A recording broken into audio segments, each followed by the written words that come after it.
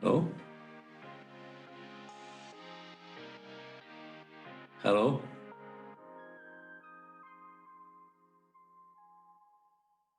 Hello?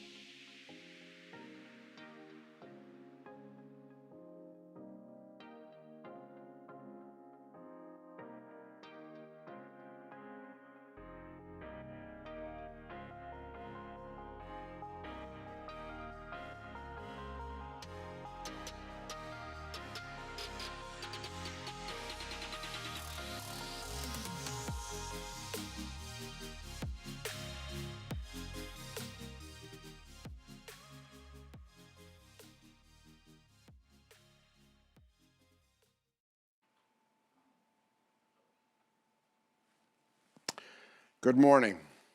Welcome to the China Roundtable on WTO Accessions. My name is Alan Wolf. I'm a Deputy Director General of the WTO with responsibility for accessions. I will be your moderator for this opening session of the Roundtable, which is celebrating 25 years of WTO accessions. We are live streaming today from WTO headquarters in Geneva. This is the library. This is the 9th edition of the China Roundtable. While this event is usually hosted by WTO member governments, last year, courtesy of the Russian Federation in Moscow, we are now taking it online due to the pandemic.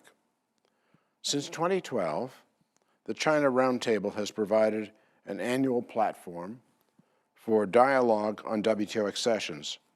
This initiative is made possible with the support of the government of China under the China LDCs and Accessions program. I'm pleased to note that this program, through which the government of China contributes a number of WTO activities, was renewed last week for next year. 2020 is an anniversary year for the WTO. The organization was founded on the 1st of January, 1995, to serve the multilateral trade agreements negotiated by its 128 original members. 25 years later, the organization has 164 members through a remarkable 36 accessions. Much has been said about the challenges facing the WTO 25 years after its birth now. To name but a few, the appellate body has ceased functioning, the negotiating function has had limited successes, and there are problems of the timeliness and completeness of notifications required under many of the WTO agreements. This presents only the negatives. The committees of the WTO and the Secretariat are highly active. Fisheries subsidies negotiations are proceeding toward a conclusion, and very important joint statement initiatives hold much promise. Looking back on this last quarter century, one of the greatest achievements of this organization has been the expansion of WTO membership and the continued stream of applications from countries seeking to join the WTO. Of the 59 governments that have applied to accede to the WTO under the procedures of Article 12 of the Marrakesh Agreement since the 1st of January 1995, 36 have successfully completed the process and 23 are currently in the accession process. The story of WTO accessions has been a story of transformation. The accession process typically requires structural reforms across many areas of the acceding country's economy. Following the dissolution of the Soviet Union and of Yugoslavia in 1991, international trade played a powerful role in transforming the economies of the newly independent states and in deepening their relationship with the rest of the world. WTO membership was used by them and other centrally planned economies, such as China and Vietnam, as a vehicle to modernize. Least developed countries, starting with the accessions of Cambodia and Nepal in 2004, and most recently Afghanistan and Liberia in 2016, a total of 9 of them, have used the process of WTO accession to set their economies on a sustainable path of economic growth, transforming the image we had of them in several cases. This has been accompanied by graduation from LDC status, least developed country status. Despite their similar paths of economic reforms, accession experiences have differed widely. Some have joined the WTO after a short period of negotiations. For instance, the Kyrgyz Republic in 1998 and Georgia in 2000, after only 3 to 4 years of negotiations. Others, such as Kazakhstan, the Russian Federation, and Seychelles, spent nearly 20 years in the process and only joined the organization more recently. Generally, the longer the accession negotiation took, the greater and deeper the level of obligations the applicant has undertaken. The admission of new members has been a genuine success story. No one better appreciates the value of WTO membership than the team of negotiating acceding governments. In reviewing both completed and ongoing accessions, it is clear that WTO accessions have served as a catalyst and vehicle for domestic reforms. The path to WTO membership is paved by efforts aimed at poverty reduction, institution building, economic integration, regional integration, economic diversification, sustainable development, peace building, and many other aspects of the process. This unique exercise not only demands an understanding of the rights, obligations, and disciplines associated with WTO membership, but is the result of consensus building among domestic stakeholders. It requires a 360-degree grasp of one's own economic landscape. Ultimately, WTO accessions create an enabling environment for economic resilience and sustainable growth. In the same way that WTO accessions have anchored domestic transformations, there is no doubt that accessions have also benefited the global trading system. By welcoming new members through Article 12 of the WTO, the organization has extended the coverage of international trade conducted under its rules to over 98% of world trade. This has promoted the integration of global supply chains, and in doing so has lowered trading costs for all members of the organization. Beyond this, Article 12 members have made substantive systemic contributions. Every accession causes existing members to consider how best to uphold the values of the WTO. As a result, we have seen accessions repeatedly deepen and update existing disciplines. Collectively, Article 12 members have incorporated more than 1,500 specific commitments into the WTO rulebook. These additional commitments, coupled with guarantees for deeper access to their domestic markets for goods and services, have made the WTO stronger and more up-to-date. To give you an example, in the area of transparency alone, over 250 specific commitments have been adopted by these countries. Many Article 12 members have made extensive notifications, including in areas where original members have underperformed or where multilateral disciplines do not yet exist, such as the notification of privatization programs. In key WTO disciplines, such as the ones governing agricultural domestic support and state-owned enterprises, Article 12 members have often accepted tighter legal obligations than the WTO norm. In several areas, accession negotiations have also achieved concrete results well before the emergence of multilateral trade disciplines. Trade facilitation, tariff rate quotas, and export subsidies are cases in point. Accessions are a force for change, driving re-examination of the WTO rulebook, steering away from complacency, and asking original members to level the playing field up to the benchmark set by Article 12 members. This is especially crucial in 2020, when the pandemic has tested the rules-based system. Acceding governments are a source of hope for the future of the multilateral trading system. The year 2020 has underlined the fact that no country's well-being and prosperity is secure on its own, whether it is a large nation or it is small. There is no doubt one reason why in these uncertain times and challenging times, many acceding governments have continued their active engagement. The work on WTO accessions is not yet done. 23 ongoing accessions remain. Curaçao began its accession process this year. Also during this year, Turkmenistan became an observer. It began its exploratory process towards membership. Both cases have systemic and historic significance, demonstrating the agility of the multilateral trading system through the accessions process. I applaud the acceding governments for their dedication and invite them to continue their accession negotiations and to follow actively all areas of WTO work. In these times of challenge, further opportunities are on offer to enhance transparency, to participate in joint initiatives, to co-sponsor proposals, and to deliver statements on trade in this COVID era, and work towards further achievements by MC12, the ministerial conference slated for Nur Sultan in June of next year. The list goes on.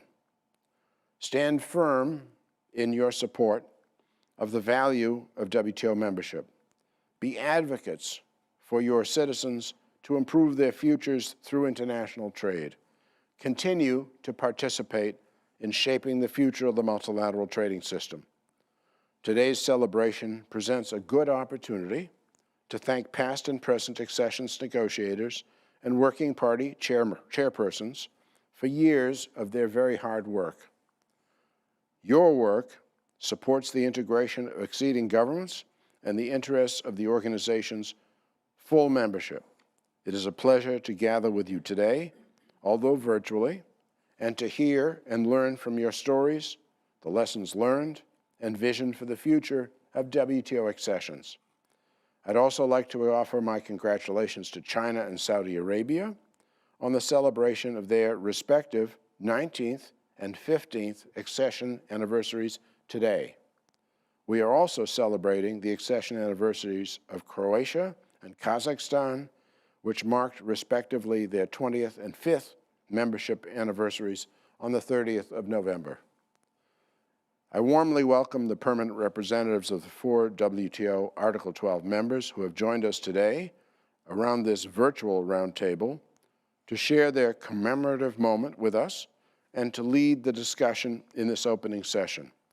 Ambassador Aitsanova of Kazakhstan, Ambassador Batistich Kos of Croatia, Ambassador Al-Mukbel of Saudi Arabia, and Ambassador Zhang of China.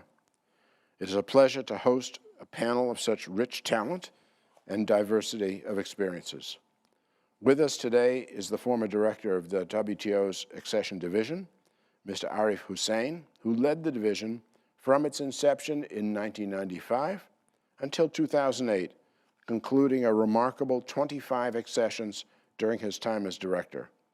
I thank you all for joining us today. I want to take this opportunity also to acknowledge the contributions made by Mr. Chiedo Osakwe, a dear friend, no longer with us, who served as director of the division between 2009 and 2016 to expand WTO membership. His passing last year was very untimely. He is missed by the accessions community, including many of his friends present at this China Roundtable, which he initiated in partnership with China during his time here at the WTO. It's my pleasure to open this morning's session by sharing now a video message for Mr. Wang Shaowen, Vice Minister of Commerce of China. The pre-recorded video will take place now.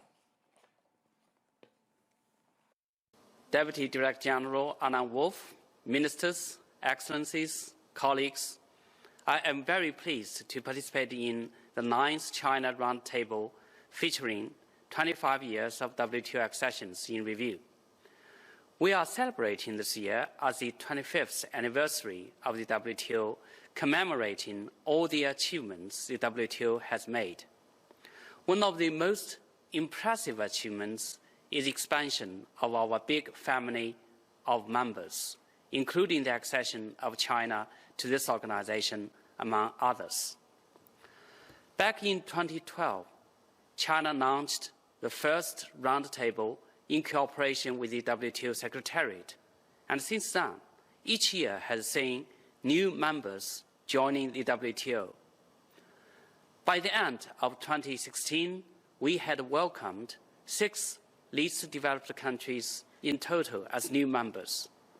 It is really heartening to see that these new LDC members have profoundly benefited from WTO accession and registered remarkable economic prosperity and trade growth. However, For 5 years since 2016, there has been no new membership, with 23 acceding economies waiting in long queue at the gate of the WTO. A third of them are LDCs. This is really a worrisome situation in that these acceding economies are facing high threshold and prolonged negotiation process. Moreover, they are more fragile and vulnerable to the attack of the COVID-19 pandemic. In this context, WTO members should cooperate more closely to enabling medical supply and access to vaccine to the LDCs. China would call on all WTO members to jointly help these LDCs resolve the difficulties they face and accelerate their accession process, helping them to gain strength and resilience in their battle against the pandemic. Exactly 19 years ago today, China joined the WTO family. It took China 15 years to finish the accession process. During this long march, China undertook enormous efforts to make its domestic legal system consistent with the WTO rules. By the same token, we believe the LDCs can also make full use of their WTO accession processes and better empower themselves to participate in and benefit from the economic globalization. China has been a strong supporter of the multilateral trading system. China has implemented all dispute settlement mechanism rulings and recommendations it was involved in, even though some of those rulings were unfavorable to China. China has also been generating opportunities for the world by further opening up. China absorbed 1/5 of the LDC's exports and 1/10 of the total global exports. China's outbound investment, currently ranking the second place in the world, has boosted economic development and improved people's livelihood in the host economies. By promoting the Belt and Road Initiative and holding China International Import-Expo, China provides more public goods to the international community and contributes to the global economic growth. This year, China is setting out to foster a new development paradigm with domestic circulation as the mainstay, while domestic and international circulations reinforcing each other. What we envision is not a development loop behind closed doors, but one featured by more open domestic and international circulations. As the largest developing country in the world, China has been a staunch supporter and contributor of WTO accession exercise. We have been providing assistance to other developing members and LDCs commensurate with our own capacity in a pragmatic and effective manner. 10 days ago, China renewed the MOU with the Secretariat, donating another $500,000 to support the China program. In doing so, we expect the program to continue to play a constructive role in facilitating the LDC's accession to the WTO and integration into the multilateral trading system. I would also like to take this opportunity to hear ideas and visions of the guest speakers. In particular, I am interested in proposals on how to effectively assist those acceding countries in their accession negotiations, and particularly making WTO membership more universal in the next 10 years. Of course, we also need to look beyond and envisage what we can achieve collectively in the next quarter century in this multilateral trading community of shared interests, shared benefits, and shared future. In conclusion, I wish this round table a great success. Thank you for your attention. Thank you very much. We are now going to hear a message, a recorded message, another video from Mr. Bakut Sultanov, Minister of Trade and Integration of Kazakhstan. Dear Deputy Director General Alan Wolf, Excellencies, Ambassadors, distinguished participants, ladies and gentlemen. On behalf of the government of Kazakhstan, I would like to extend my sincere appreciation to the World Trade Organization and the government of China for inviting me to the 9th China Roundtable. We're all gathered today for an important occasion to celebrate 25th anniversary and the WTO and accession anniversaries of Croatia, China, Saudi Arabia, and Kazakhstan. I warmly congratulate all of us with these commemorative dates. Kazakhstan became a member of the World Trade Organization in November 2015, and this year marks our 5th year of membership. Kazakhstan is one of the largest economies in Eurasia, and due to its location in the heart of the continent, plays an important role in bridging and developing trade and investment cooperation between Europe and Asia. Today, Kazakhstan has trade relations with 185 countries of the world. Foreign trade turnover of Kazakhstan in 2019 reached $96 billion. Over the past 15 years, foreign direct investment attracted to the national economy exceeded $300 billion. These achievements demonstrate that Kazakhstan is deeply integrated into the world trade and economic system. Kazakhstan is a new member of the World Trade Organization and a strong supporter for the multilateral trading system. We have been an active WTO member from our first days of membership. Kazakhstan chaired two main WTO bodies, the Committee on Trade and Environment in 2017, and has been chaired the special session of the Council for Trade in Services and for the past 3 years. Kazakhstan has been actively participating in negotiations on creating a set of a new global trade rules on e-commerce, investment facilitation, and micro, small, and medium enterprises, as well as women empowerment. We support updating WTO rulebook with a new set of global rules facilitating trade and investments that will provide more stability and predictability for businesses and investors. Under current circumstances, in order to respond to the negative impact of the COVID-19 pandemic, it's important to take global collective actions to stabilize our economies. Government should also help businesses affected during this challenging period to restore their participation in international trade and ensure that global supply chains remaining uninterrupted.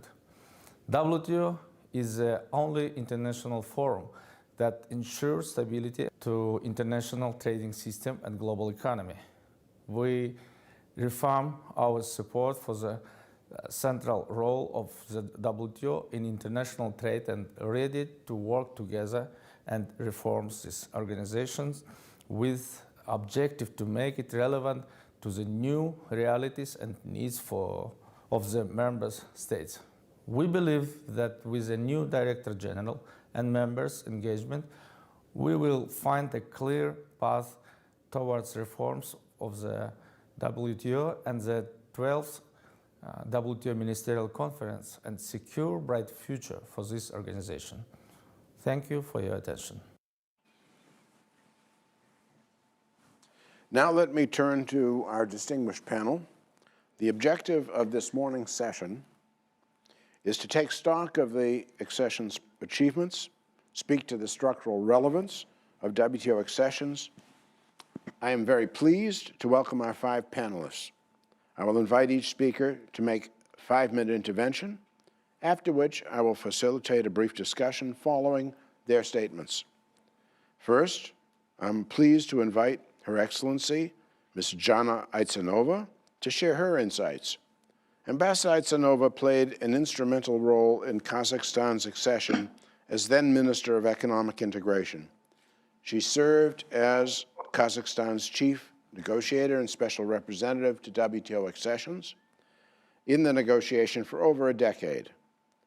Ambassador Aitsanova continues to be an active member of the accession community, sharing Kazakhstan's experience as one of the most recent additions to WTO in 2015. Ambassador Aitsanova, welcome. The floor is yours.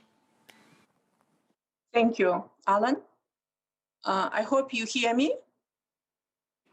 Dear DDG Alan Wolf, distinguished participants, ladies and gentlemen. First, let me join the previous speakers, our ministers, and congratulate member states with the 25th anniversary of the World Trade Organization.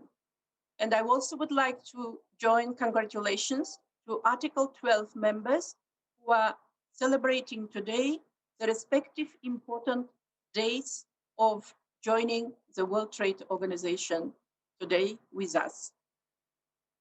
Since the time when Kazakhstan has gained its independence, and next year we'll be having 30 years anniversary of independence of Kazakhstan, our government has adhered to multi-vector foreign, economic, and trade policy.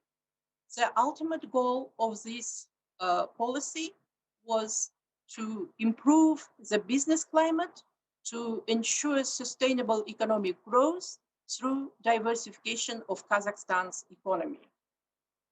And the continued key economic priority was, as I have mentioned earlier, the diversification of the national economy, reduction of the country's dependence on exports of primary commodities, and creation of the favorable investment climate in the country for foreign investors as well as domestic businesses. So therefore, it was legitimate that accession to the WTO was considered as part of the broader economic reforms which has started since early 90s in my country, Kazakhstan. And even before joining the WTO, Kazakhstan, 90% of foreign trade of Kazakhstan was taking place with the WTO members. So which means that all our bilateral and regional agreements were based on key GATT and GATS and other WTO principles. So what was required for Kazakhstan in order to become a member? I should say that for the size of the economy of 18.5 million population, our journey to the World Trade Organization was unjustifiably long, lengthy, and with a lot of challenges. And this is a very strong experience from which we have learned a lot. And as I have mentioned, our approach to the accession negotiations was very much comprehensive because we considered any negotiations and any commitments which Kazakhstan was undertaking in the course of the accessions as part of our broader economic reform agenda. And when we speak about the trade policy, first, what we have done, we have undertaken comprehensive analysis of our trade policy. And as you know, the WTO accession requirements also are related to economic policies, not only to the procedures, how you sell the goods or services, but as well as to the policies within the context of which these goods and services are being produced. So therefore, it does concern broader economic and very deep economic issues. And what we have done is we have undertaken thorough analysis of our economic and trade policies from the perspective of its compliance and non-compliance with the key WTO principles and norms. And these norms being national treatment in every policy which is applied towards imported goods and foreign service suppliers. And as well as second key principle is MFN, most favorable national treatment, which means that we have to treat all our partners in the same way as we are treating any of our partners. So from this perspective, we have found key issues which have to be addressed. And these key issues were, let's say, in the taxation policy, in the application of VAT and application of indirect taxes as excise taxes. And of course, these issues, while addressing them, we have touched the interests of those producers who are benefiting from these policies. And therefore, I think while undertaking this analysis, one should look in the accession process, in the broader picture, in order to compare or to weigh the long-term gains for the national economy vis-a-vis short-term pains for some of the producers who will be affected. And one of the ways how we have addressed it was also securing transitional periods. Let's say we didn't make commitments that by the time of accession, we'll be having this fully in compliance, but we have made a commitment that within certain period of time, upon the accession, we will be providing or ensuring national treatment for imported goods and domestically produced, just the same as for domestically produced goods. So all this comprehensive work was very much giving us insights on what other policies should be brought. And when we were looking at services market access negotiations, we were looking at any of the commitments which Kazakhstan was undertaking under all modes of supply for services as part of our investment, future investment climate for services. As I have mentioned, for my country, which was important was the diversification of economy. So we needed to make sure that there will be more equitable distribution of investments, both domestic and foreign, into the services sector in order to diversify the economy.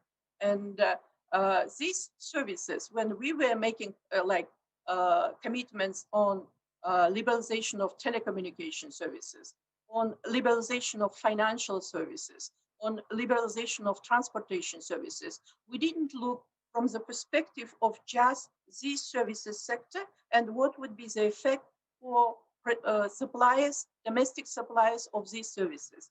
What we have looked at, how the commitments which we'll be undertaking upon the accession will be affecting the broader investment climate, particularly in the services sector, and facilitate both domestic and foreign investments into these sectors. And how this liberalization of services, which ultimately should lead to enhanced competition in these sectors, to increased quality and reduced prices, will be having effect on other sectors of economy. Because as you know, financial services, telecommunication services, transportation services, logistics services, they are consumed by all sectors of the economy. And we are not talking here only about private individual consumers, but we are talking also about businesses being consumers of these services.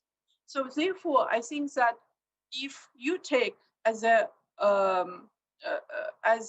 key approach and the broader economic picture and the long-term effects of your commitments undertaken upon accession on your economic growth, on sustainable economic growth, then I believe that it would be for member states, it would for acceding members, it would be more beneficiary in terms of enjoying the further benefits or effects, positive effects from the membership process.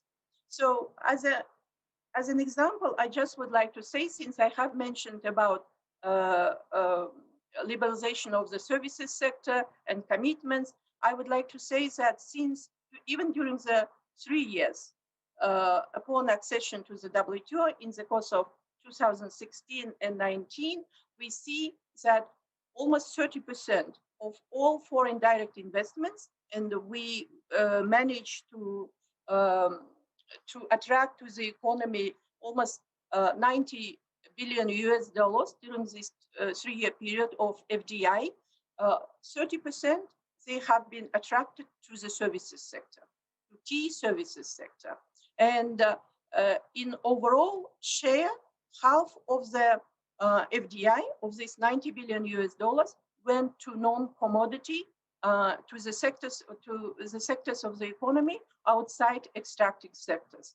So in a way, statistics show that those commitments which we have undertaken and those comprehensive reforms which we have conducted in the course of the accession to the WTO are being translated into the statistics which show that investments are going into diversified sectors of the economy. So we can make a statement that we see the first signs that the accession process has also contributed to our key objective, government's key objective, which was the diversification of national economy.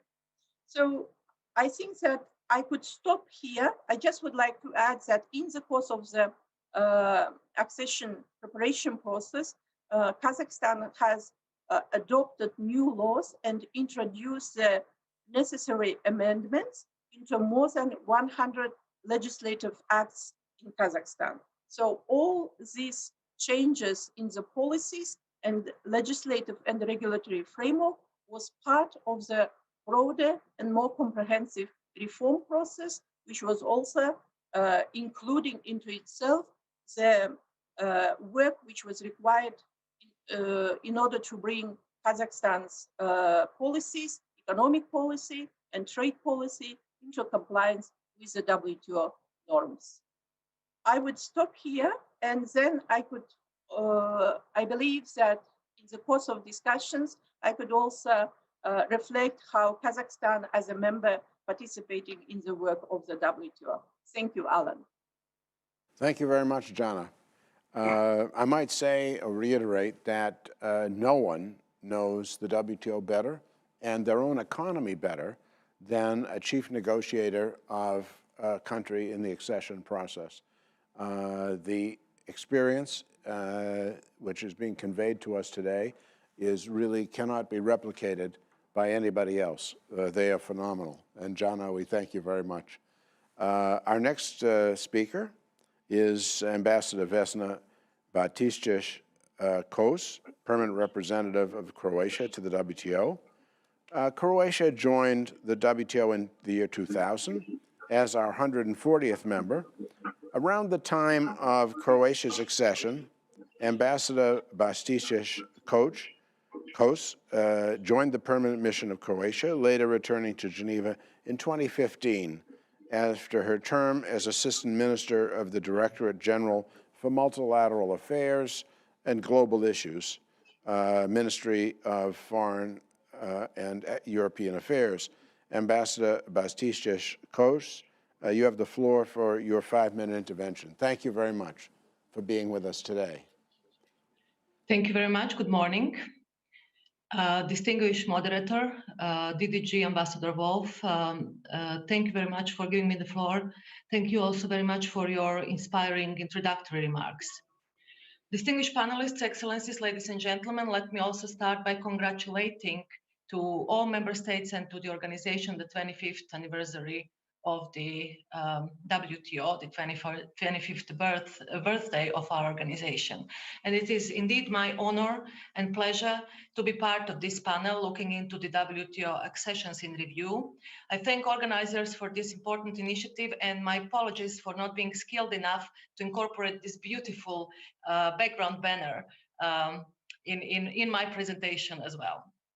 So Croatia joined the WTO on 30th November 2000, and we are proud to count ourselves as the WTO member state for 20 years already.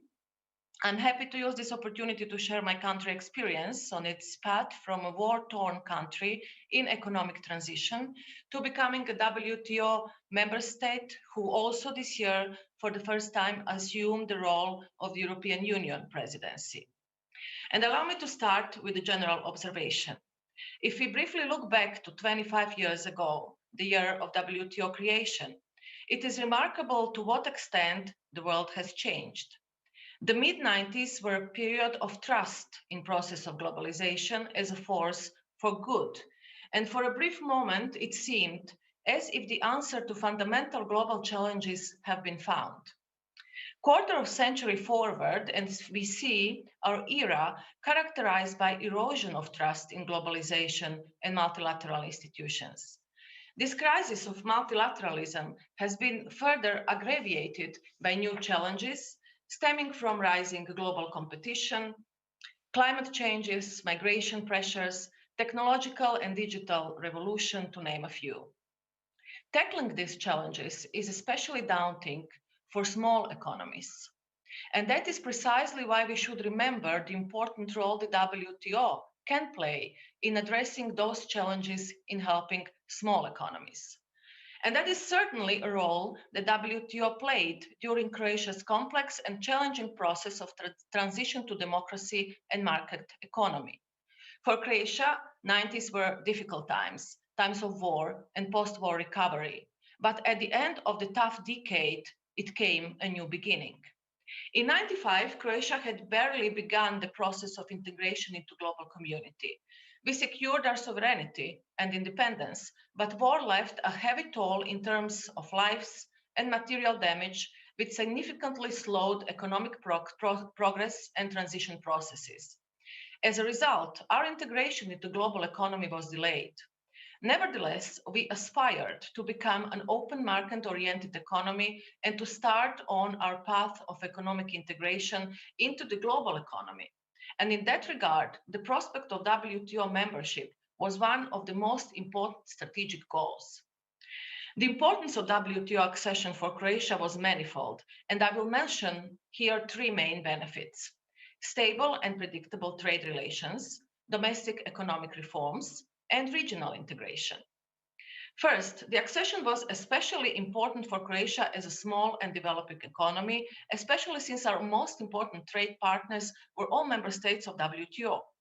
From that point on, we could rely on the WTO rules to protect our trade interests, instead of just relying on numerous bilateral agreements, or even worse, in the absence of such agreements, becoming subjects of sudden and discriminatory trade barriers. In that regard, we fully understand the importance of possibility of taking advantage of dispute settlement system for small member states. Second, the accession process was a framework for domestic reforms. Croatia had already adjusted its legal framework in line with the principles of GATT and substantially liberalized its foreign trade. The further process of harmonizing domestic legal framework and practices with the WTO rules and standards was an important catalyst for achieving greater regulatory transparency and predictability for economic operators, ultimately helping in attracting foreign investment and boosting economic growth. Data does suggest that countries which joined the WTO after 95 achieved higher GDP growth and higher flows of FDI in the years following their accession when compared to the rest of the world. I also have some very important macroeconomic indicators that illustrates that Croatia was part of that process, sharing these positive results as well. I will not read it because it will take 2-3 minutes, but I would be very glad to share them in the discussion if there is an interest for that.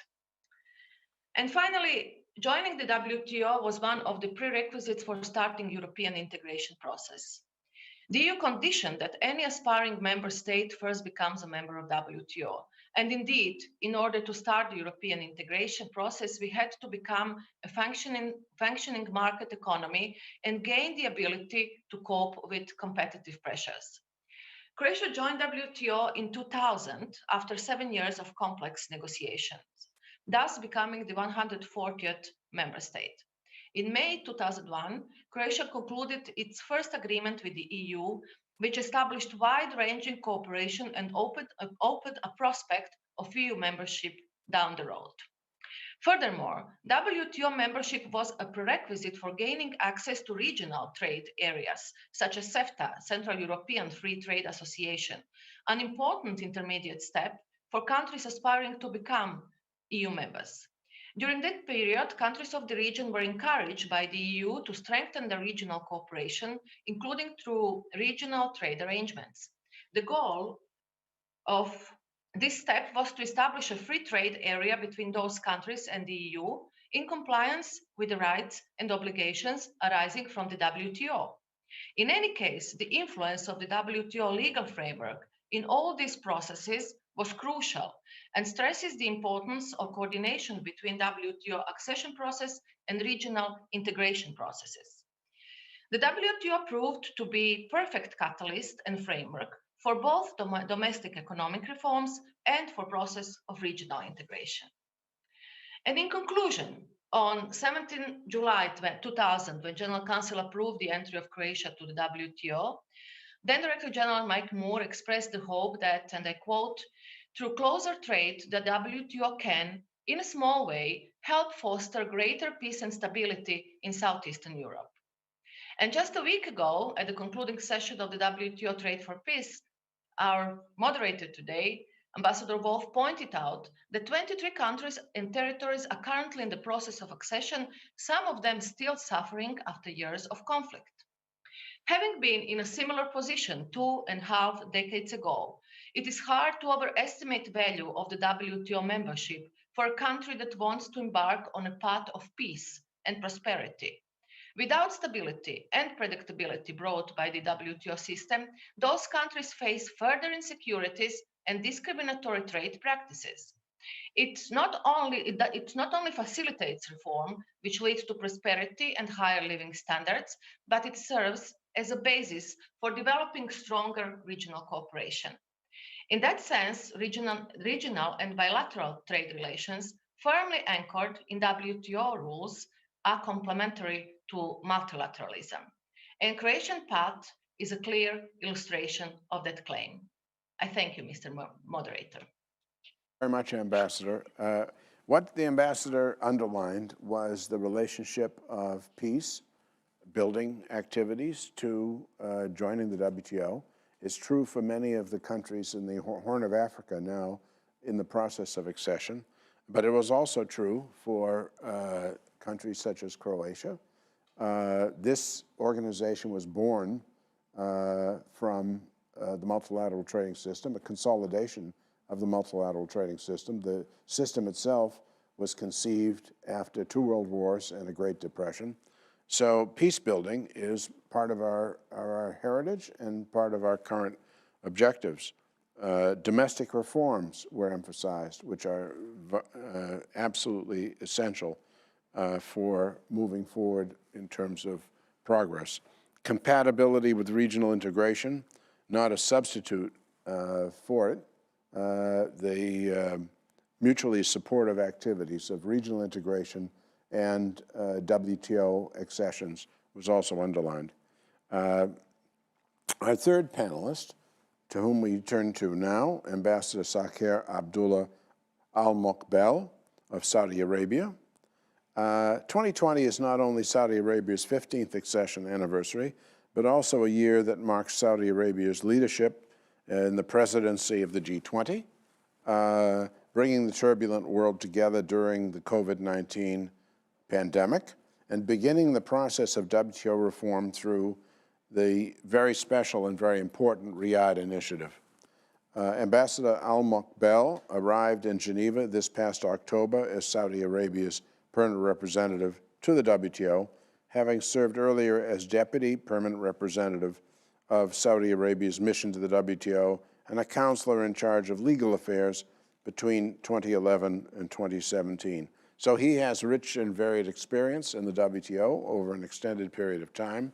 And in this time of recent Saudi Arabian leadership, which we think will continue as the Riyadh Initiative continues in its process, it is very good to have you, Ambassador, today with us. And I now give you the floor. Thank you, Ambassador Al Mokbel.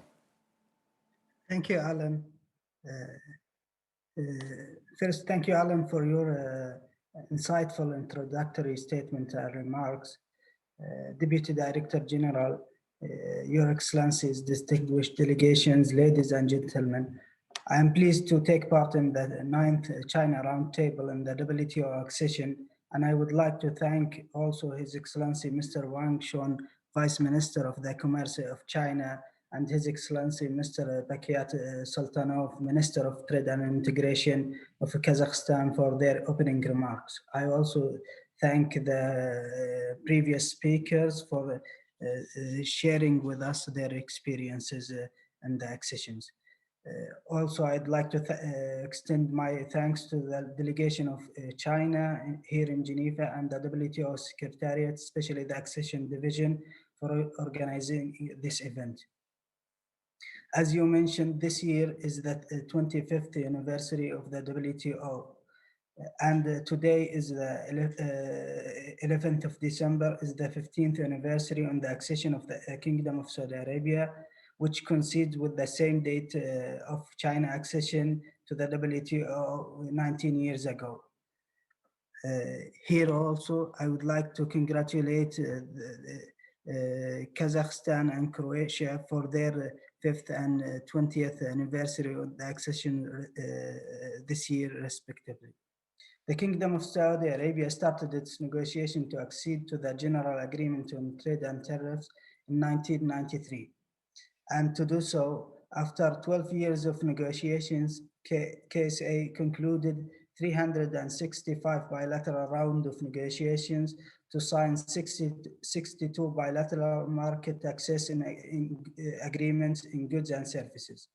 It had 14 multilateral rounds of negotiations, answering 3,500 questions about its regime and system, submitting 7,600 pages of documentation. KSA also issued 28 royal orders and 42 laws and regulations to implement its commitment before the accession. The Kingdom of Saudi Arabia's economy benefited from the WTO membership in many ways. And since its accession to the WTO, the GDP increased by 52% and the volume of trading goods and services rose by 82%. In 2016, the Kingdom of Saudi Arabia launched the Saudi Vision 2030, which is a strategic framework to diversify its economy, develop public service sectors, reinforce economic and investment activities, and redouble the share of non-oil export in the GDP by 2030.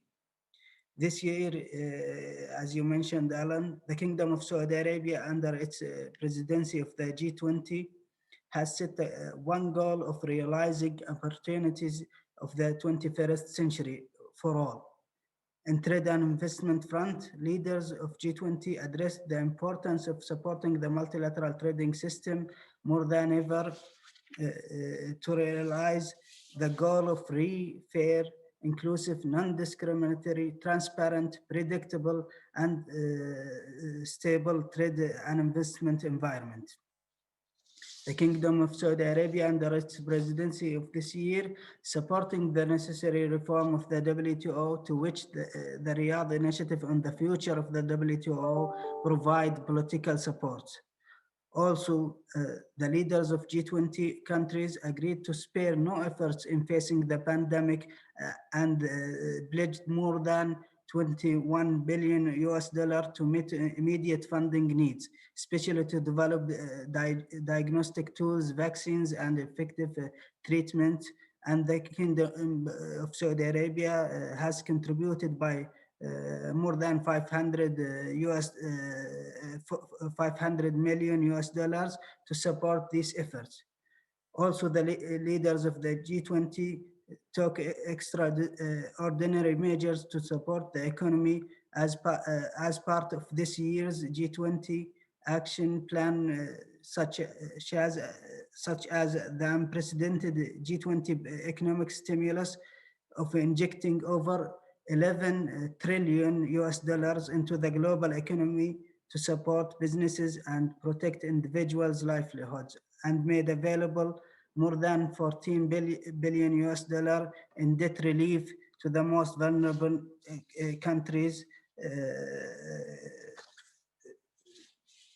the Kingdom of Saudi Arabia always is a friend of the accessions to the WTO. It has supported several accessions in different level of development that includes Arab countries and the member of the Organization of Islamic Cooperation, such as Yemen, Tajikistan, Kazakhstan, and Afghanistan. And we look forward to celebrating more accessions in the coming years. In this regard, I believe that the acceding LDCs especially should be given priority and favorable fast track of accessions. To conclude, the Kingdom of Saudi Arabia is keen supportive to the multilateral trading system and the accession of developing and least developed countries to the WTO. I wish to celebrate. We wish to celebrate this commemorating ahead with more peace and prosperity all over the world. Thank you, Alan. Thank you very much, Sakar. I'd now like to give the floor to Ambassador Zhang Xiangchen, Permanent Representative of China to the WTO. The significance of China's accession to the WTO in 2001 can't be overstated, and vice versa. Arguably, no other international institution has played a more significant role in accompanying China's economic emergence than the WTO. We're pleased to host Ambassador Zhang. Ambassador Zhang took up his current post in Geneva in 2017, prior to which he served as China's Deputy International Trade Representative at the Vice Ministerial level of the Ministry of Commerce from 2015 to 2017. Ambassador Zhang was also an active member of the team which negotiated China's WTO accession, which was concluded in 2001. It is said he knows the entire GATT by heart, something I've never mastered. We're very pleased to have you this morning, Xiangchen. The floor is yours. Thank you, Alan, for having me today. It is indeed a historical day for China, as we became the 143rd member of the WTO on the same day in 2001. 2020 is an unfortunate year, as the world is amid challenges and difficulties one after another. Nevertheless, we are encouraged to see highlights from the accession work. Ethiopia restarted its accession process after 8 years. Uzbekistan reconvened its working party meeting after 15 years and for the first time in hybrid mode. And other developments include Curaçao, Comoros, and Timor-Leste.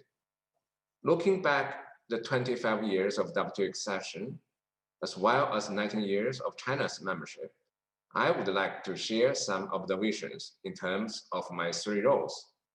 First, I was honored to be a witness of China's accession to the WTO.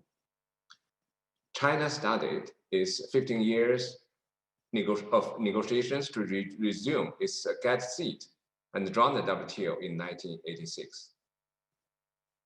Acceding to the WTO was no doubt a great milestone in China's reform and opening up endeavor. From 2001 to 2019, China's imports and exports increased by an annual average of 14.3%. Now China becomes a major trading partner for more than 120 countries and regions around the world, and has been the largest export destination for LDCs in the past 10 years. I had been a member of China's negotiation team since early 1990s. As a witness to history, I fully understand the long and painful process of becoming a WTO member. Like a marathon, accession negotiations test our endurance and patience. No matter how long you have run, if you cannot assess the situation and fail to catch the fleeting opportunity, it will be difficult to reach the finish line. Therefore, keeping persistence, faith, and confidence would be of help for the accession process. I would suggest all acceding governments never forget, when you start it, keep running and you will finally make it. The second role I want to mention is the chairpersonship for the Working Party on Lao PDR's accession. It was through the first-hand experience that I came to realize the tremendous capacity constraint faced by LDCs such as Lao PDR, including insufficient negotiators who are familiar with WTO rules and capable of negotiating with trading partners, huge domestic pressure to conduct structural reform, formulating and revising laws and regulations. I once stated during the first trade policy review meeting of Lao PDR, if we look back at the requests and questions that we have raised to Lao PDR during its accession, how many of those are an absolute must? How many of those are just a copy-paste from the other accession files? If we could have let go of a bit of a bureaucracy, if we could have provided a bit more targeted assistance to address capacity gaps of existing countries, I'm certain that we can significantly reduce the average 12 years needed to bring on board a new member into the WTO family. That is the very reason that noting the continued onerous requests during the accession process that are beyond the capacities of the existing LDCs, China remains committed not to raise market access requests for LDC's application of the membership. I would encourage all WTO members to do the same. My current role is the ambassador and permanent representative of China to the WTO. Since its accession, China has developed from a newcomer to an active participant, strong supporter, and a major contributor in the multilateral trading system. The Chinese government has always attached great importance to the WTO accession work. On December 1st, I signed a China program MOU with the Secretariat, renewing our contribution of $500,000 for the ninth time. In the past decade, the program had provided tangible assistance to LDCs and exceeding countries, including holding 8 accession roundtables across 4 continents and helping 6 LDCs join the WTO, providing WTO internship opportunities to almost 40 officials from developing members and observers. Dear colleagues, while celebrating the 25-year anniversary of the WTO, we look forward to making the organization more inclusive and universal by accelerating the accession process of the 23 exceeding economies waiting outside our big family. China will continue to do its utmost to provide necessary support in this regard. Thank you. Thank you very much, Zhang Zhen.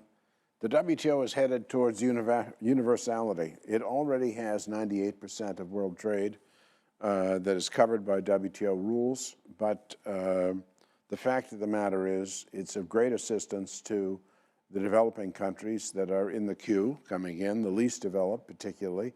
They do need help, as Zhang Zhen has said, and we're here to do that, to help them, as are our members, particularly the Article 12 members and the G7 plus members.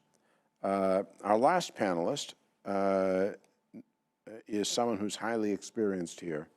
Mr. Arif Hussain is former director of the Accessions Division from 1995 to 2008. Before taking charge of the newly established division in 1995, he served as an assistant director general and head of the Textiles and Market Access Division between 1993 and 1995, and chef de cabinet to GATT Director General Arthur Dunkel, a good friend of mine, a great Director General of that institution. Before joining the GATT in 1984, Arif Hussain worked for the government of India and participated as a trade negotiator during the Tokyo round, which we share that in common as well, although I wasn't stationed in Geneva, but for part of that time. It is a pleasure to have Mr. Hussain here with us today as he reflects on his extensive experience in accessions and indeed his decades of association with the multilateral trading system. We're very, very pleased to have him share his recollections and his observations, as well as his recommendations. Arif, the floor is yours. Thank you. Thank you very much, Alan. Thank you very much. It's been a pleasure and a privilege listening to these distinguished speakers. Many of them are my friends, and I'm sure they will recall me at some stage of their careers here. I have picked up some points here which are important. One was the point that you yourself made, Alan, which was the birth of the GATT system having been resulted from the lessons drawn from the Second World War and the tendency of beggar thy neighbor policies which led to the Great Depression. And that's a vision which is equally, if not more, valid today because of the pandemic, which we people have talked about. So the vision becomes even more important and even more critical. I would just like to point to a couple of unique points of the GATT WTO system, which need to be, they are not new points, but they need to be recalled at this juncture. The first is that the unique aspect of the GATT and the WTO are based on the one country, one vote principle. And this is so important that given the lack of trust that people have talked about here in globalization, if we were trying to invent the GATT again now, I don't think it would be possible. So this is really a vision carried over from the lessons of the Second World War. And this is a vision which fructified into the GATT system and into the creation of the GATT system and into the Havana Charter, which couldn't, of course, work, but thank God the GATT worked. So that is very important, and that cannot be forgotten. The second aspect of the WTO, which is unique, is, of course, the dispute settlement process. It is the only organization relating to any activity, frankly, and certainly to trade, which is based on justiciable rules and principles and obligations duly undertaken and by member countries and enforceable under a agreed, multilaterally agreed dispute settlement system. Now, people have talked about this being the jewel in the crown as far as the WTO is concerned and the GATT was concerned. But I would suggest, and this is my recommendation, that it is very important to also remember 2 points here. One is that trade matters are not linkable to political disputes or to military disputes, and so you don't have a kind of international court of justice situation here. And that must be preserved. The second aspect of the GATT system was the conciliatory process. Article 22, 23, I remember, were very, very important. And many, many times, disputing members would solve the matter and were encouraged to solve their trade disputes, specific trade disputes, through bilateral agreements and through consultations. And they were encouraged to do so. And a lot of disputes which were important, in fact, didn't even come to the dispute settlement process because they were resolved outside the system. And this is how it should be again in trade matters. The third very important, there are many, many unique features, but the third very important aspect of the WTO and the GATT is the concept as the late Clayton Yeiter, whom Alan would remember very well, and who was one of my icons when and one of my models. And I worked very closely with Clayton Yeiter in my days as chef de cabinet to Dunkel. Clayton used to use the word ratcheting.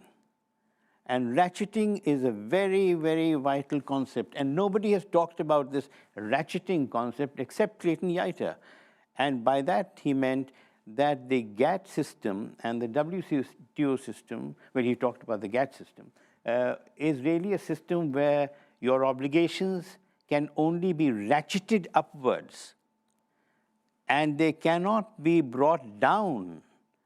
So once you've taken a series of obligations, and once they have been gavelled by the membership of the WTO, you can only ratchet them upwards and not down. Now, this is a very unique departure for the WTO and the GATT. It is very valuable just now because this is an important difference with other organizations like the IMF and the World Bank, where programs of reform are undertaken by individual countries who apply for financial assistance, etc., and aid programs. But the minute those programs are over, they are quite free to go back to their old practices. And so those programs run by the IMF and the World Bank are basically temporary, as long as that country requires financial help from the World Bank and the IMF. But in the GATT and the WTO system, no, because this is an internally binding reform program which can only be ratcheted upwards. So these are very important points. Now, people have talked about the pandemic, and I think, of course, it's an obvious point. I will not belabor this. And we are in a crisis, but as I linked it to the depression, we've been through many crises. And this is an important crisis, vital crisis. But I'm sure, with my optimism, I feel that it is round the bend, and the human race will conquer this very quickly. So this is important, but I must also tell you about certain myths about the GATT and the WTO, which exist and which are playing in people's minds. The first myth, and I hear this all the time, and I've heard references to this even today, which is that the smaller countries, the more vulnerable countries, the LDCs and the LLDCs, need the protection of an open multilateral system of rules and disciplines enforceable through effective dispute settlement system more than the big economies who are capable of looking after themselves. This you hear also in important capitals, developed country capitals. We can look after ourselves, but it's the developing countries who need a strong system. I think this is wrong. This is fundamentally wrong, because I think the big countries, and I'm talking about the US role throughout, the European communities and other countries, developed countries, have gone out of their way to create an open multilateral trading system. And because they have gone out of their way to create it, their stakes in the system are much higher, much higher than the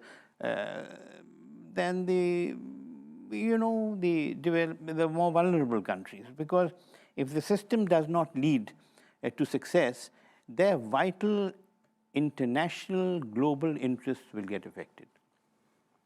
Now, I can tell you one of the most important advantages that the big economies gain from the WTO and the GATT is that the GATT and the WTO has allowed them, and here Accessions has played a very, very important role, a critical role.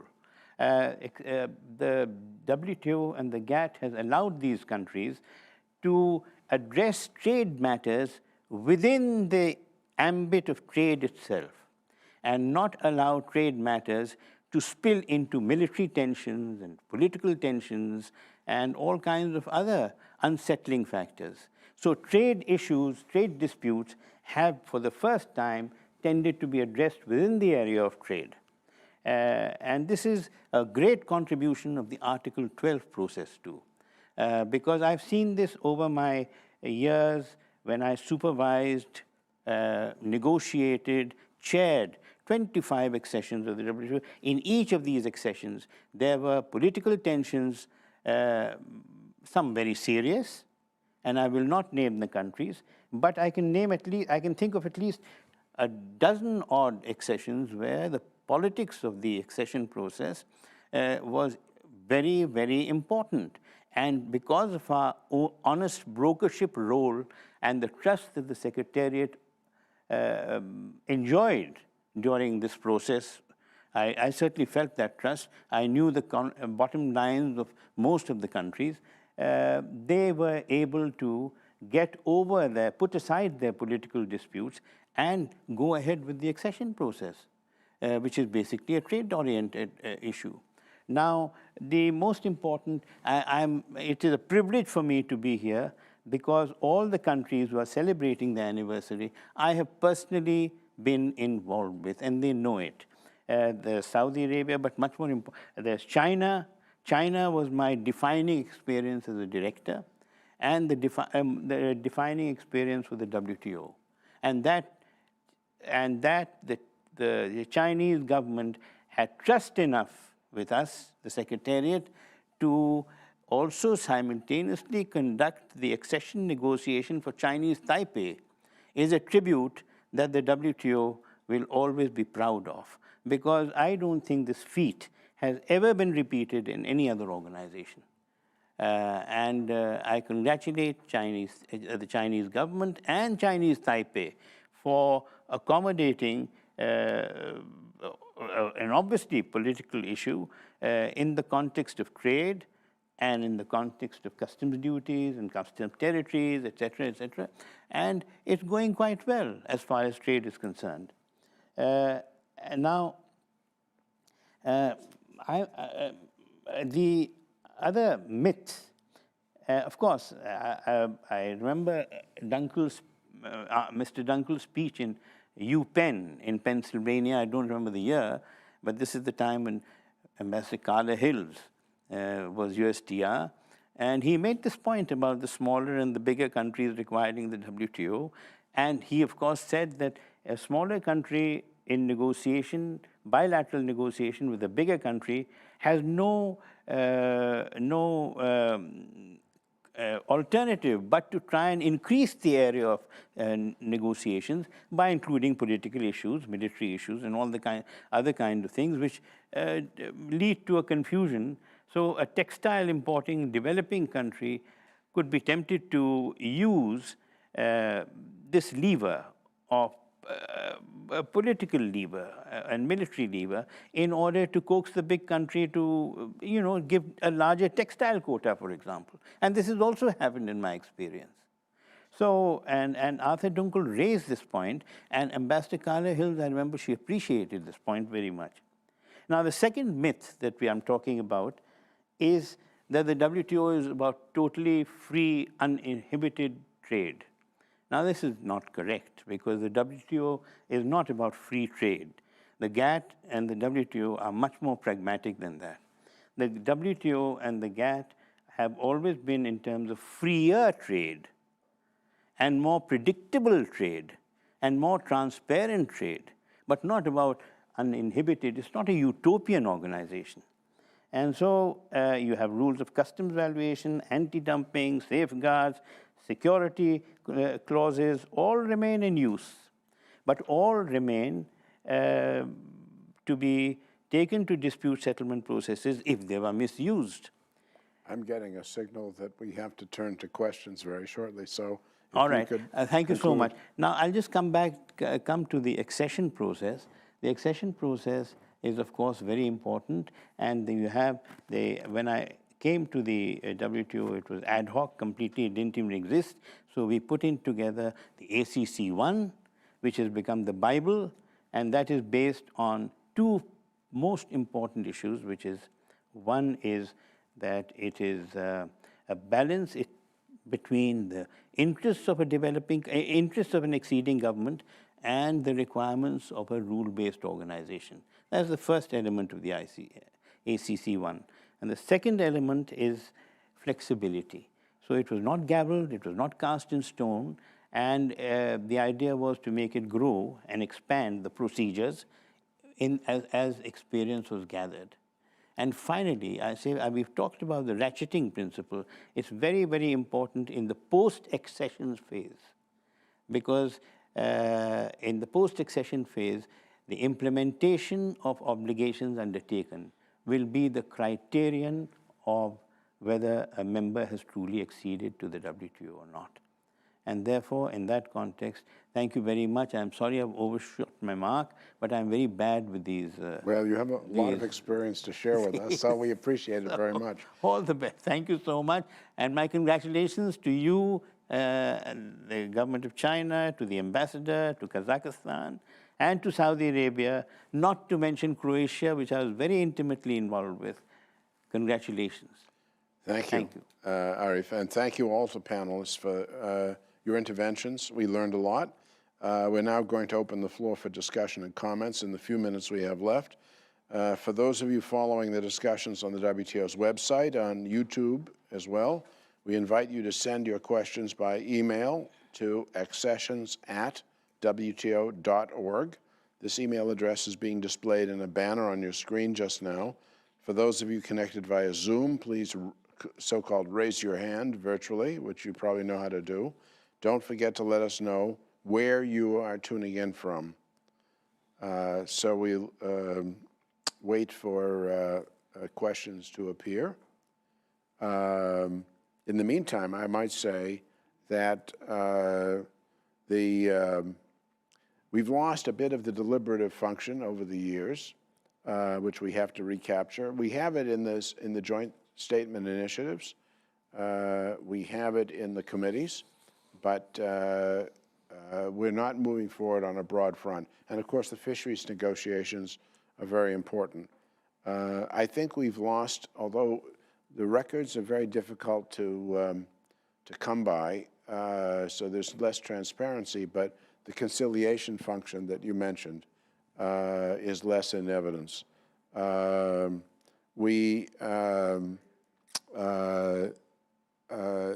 ratcheting in of obligations, I think there was a lot of, what's underestimated in the WTO is that members tend to live up to their obligations. The headlines are for when there's a change from that, when there's a departure from that. Let me ask if we have that technical capability to go back to our speakers in the order that they appeared, and ask, first of all, Jana Aitsanova, for a few, let's say 2 minutes of concluding remarks. Jana, do we have you? Yes. Accessible? I hear you. Thank you. And I think that the concluding remark is that from Kazakhstan's perspective, which is, I think we are the freshest member among those who are present today.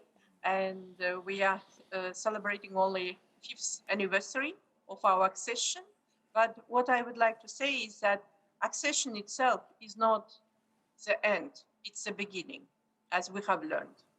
And it's the beginning of the very serious work within such a large membership, very diverse membership, most frequently with the opposite positions on some of the key negotiating items, subjects. So you have to find your place and be active and pursue your role as a member.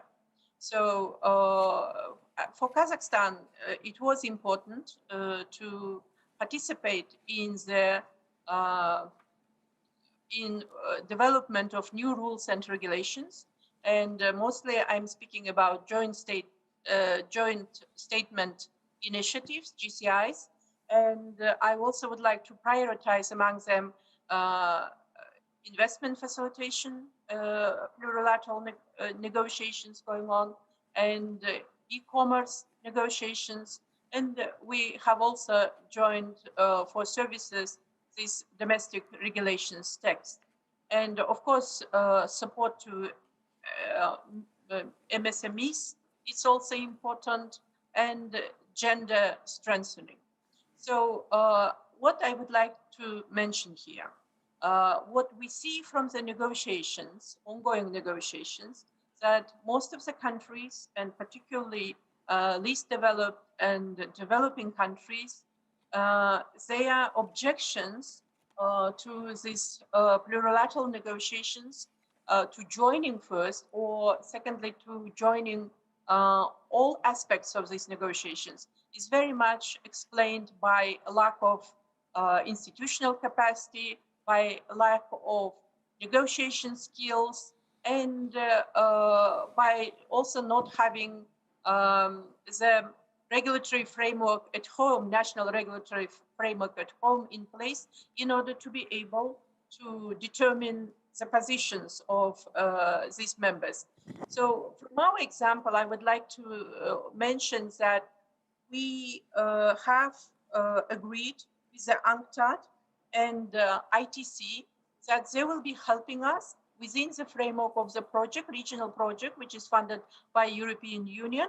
They will be helping us with the development of the national regulatory framework, legal framework on e-commerce, which will be very much along the lines of those substantive issues which are being negotiated within the framework of the e-commerce negotiations. So this is just one example how we see these issues or challenges of developing countries and the least developed countries could be addressed as well. So we should work more with international organizations and with donor member states in order to for them to share their best expertise and the experiences. And maybe we should also think how Article 12 members could also contribute to this process in the future.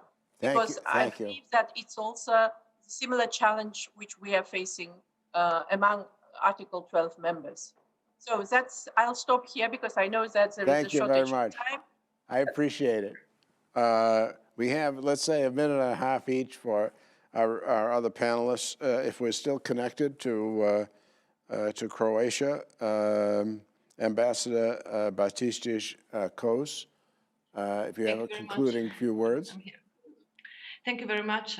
This was really a very interesting discussion, and I think it's really important that from time to time, and particularly on this important anniversaries as this one is, that we look back and look into concrete advantages and positive aspects that our membership in WTO has produced for us. So since I have this opportunity, I will read just few of these microeconomic indicators, but I want to say that they compare the period when Croatia was not member of the European Union. In our 20 years of membership, we had two very distinguished periods, the ones when we were like proper Croatian member and then as a part of the European Union.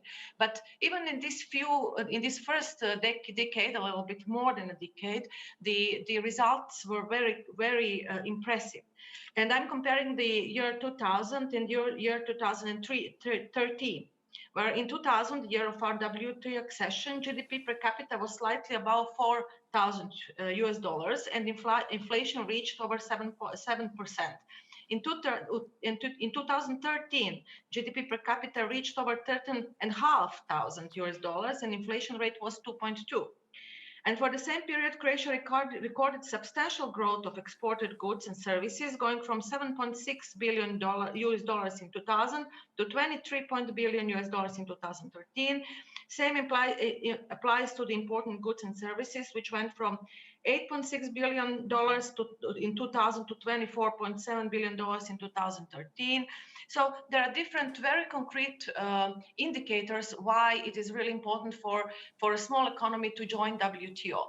And in addition, we mentioned that this is the issue of the reconciliation in the economic space in the post-war area. So when we speak about the accession processes that are still underway, we have to underline that it's really important that we have this additional impetus, because some of the Croatian neighboring countries are still in the accession process.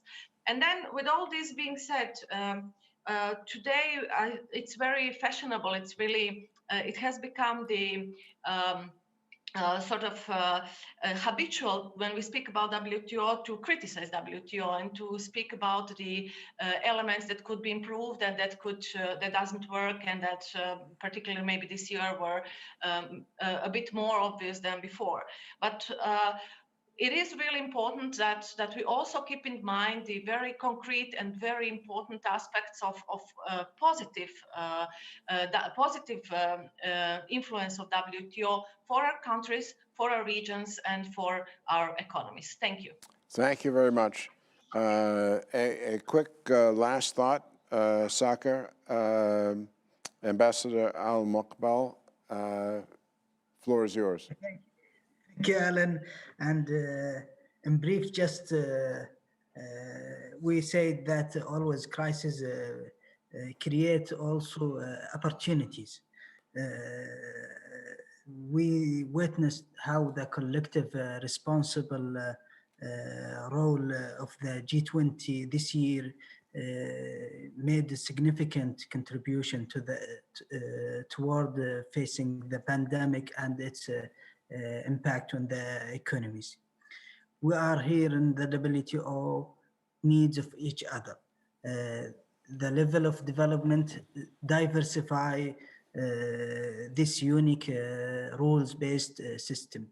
We always say that three key pillars of the WTO: dispute, negotiations, as well as the transparency. All should work together.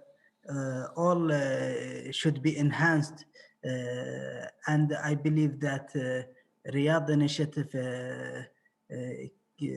brings from the G20 leaders a full recognition and the political support that give us ambition also to focus more and more in the coming days before a successful MC12 in Kazakhstan. Thank you very much. Thank you very much.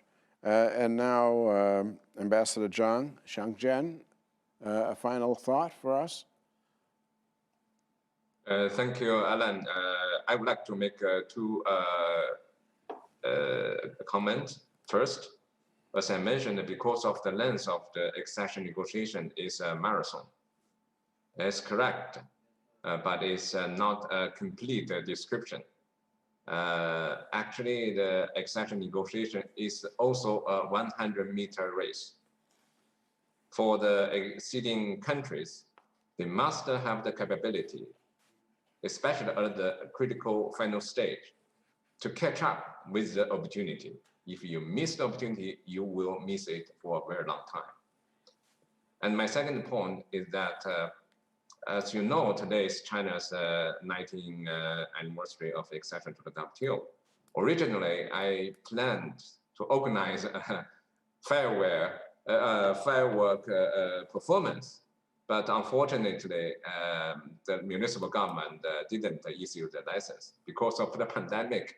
We fully understand that, so we canceled the event. Maybe we postpone this event to next year. Next year is China's 20th anniversary of accession to the WTO. It's a big historical milestone. So we would like to take advantage of that to further promote China's structural reform and opening up. We would like to take advantage of this event to demonstrate, to indicate to our people, the accession to the WTO is not the end point. It's just the beginning of the new round of reform and opening up. We need to catch up of the development of globalization. So the learning curve will be very long. Thank you, Alan. Thank you very much. We look forward to fireworks outside of the General Council meetings. Arif, very quickly, please. I've got 2 points, just 2 points by way of, one is that the Article 12 process is a very vigorous process. It demands that all your laws and all the implementation procedures are in place. It is designed basically to ensure that every new member becomes effective member from day one. And this is the reason why it is very vigorous.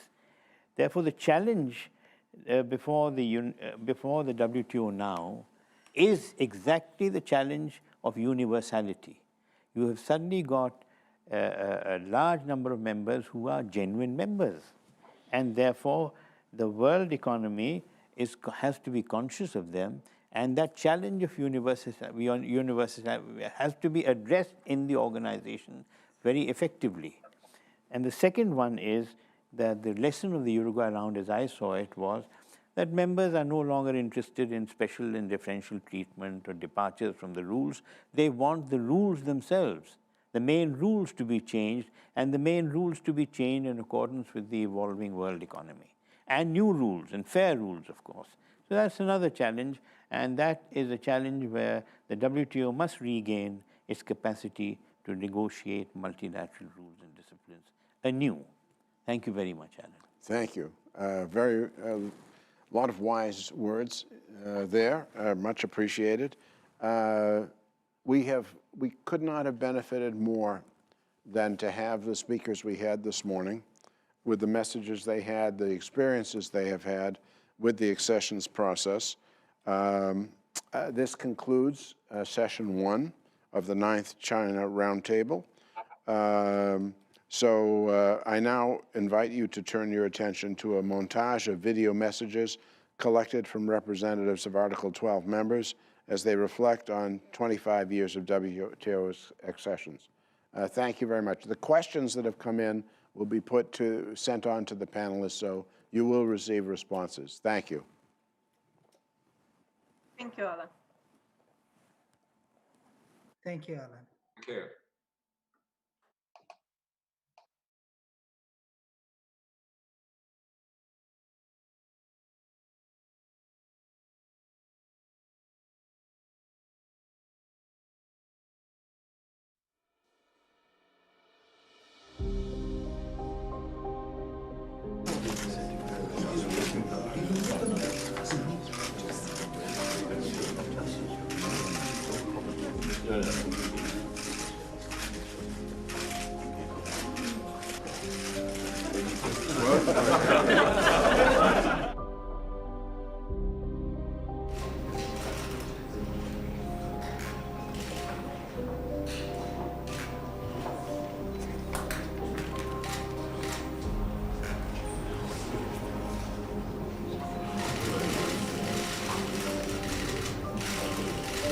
Happened today, I will put it in one line. Ukraine crossed the line in the process of its integration to the global economic and trade environment.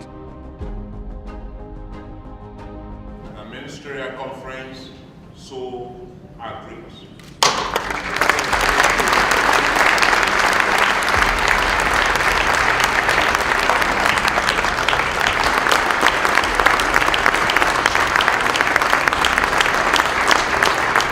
For Samoa, exceeding and becoming the 156th member of the World Trade Organization is a significant milestone in the development of our small island nation. Now,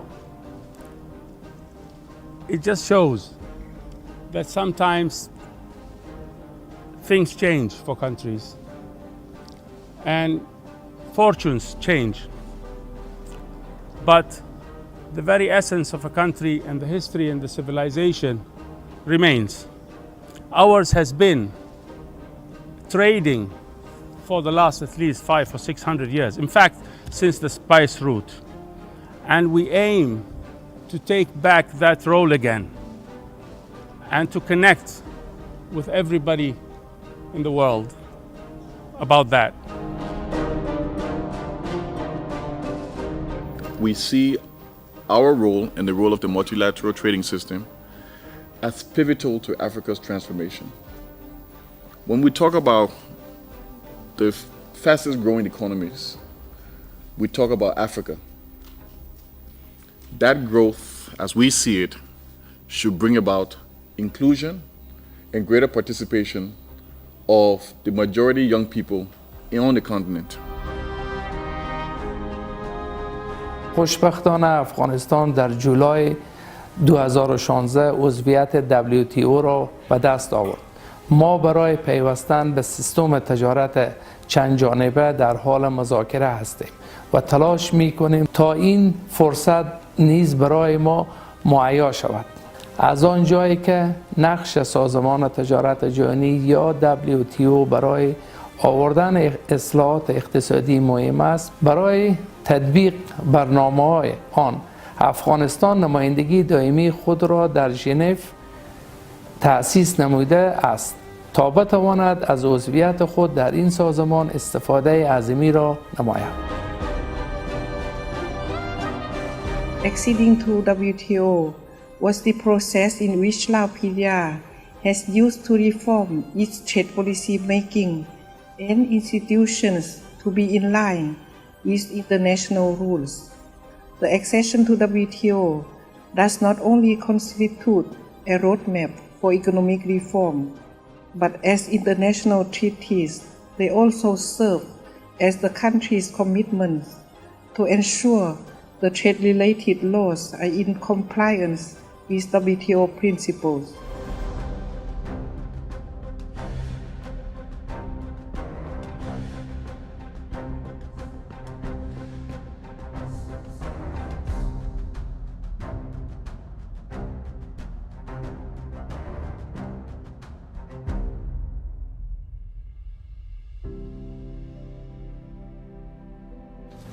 We have taken these decisions and reforms because Vanuatu believes it is good for Vanuatu and good for WTO. It is a win-win situation. As a government and people, Vanuatu knows that it has made a rational choice. We prefer to live in an environment of rules governing us rather than untransparent and chaotic regime. Luego del proceso, los principales beneficios que nuestro país ha tenido luego de la adhesión a la OMC se evidencian primero en la apertura comercial del país, que ha permitido apuntalar el crecimiento. Segundo, en el crecimiento mismo de sus exportaciones, que pasaron de representar 14% del total de exportaciones, hablando de las exportaciones no petroleras, a más de 50% en el año 2019.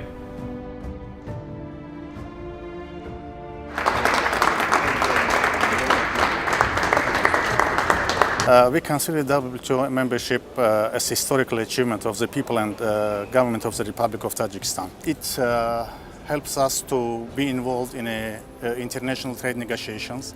It helps us to move our goods and services in the international market. It helps our business to be presented in international organizations. And there are a few other advantages from joining WTO.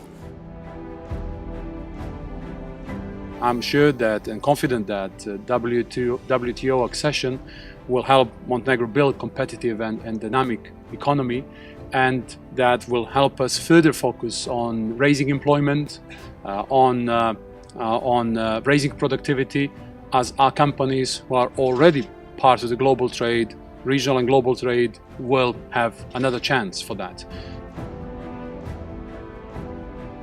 Cambodia was the first least developed country to negotiate the accessions to WTOs and obtain the full membership in October 13, 2004. There are a couple of key motivations for the accessions as follows.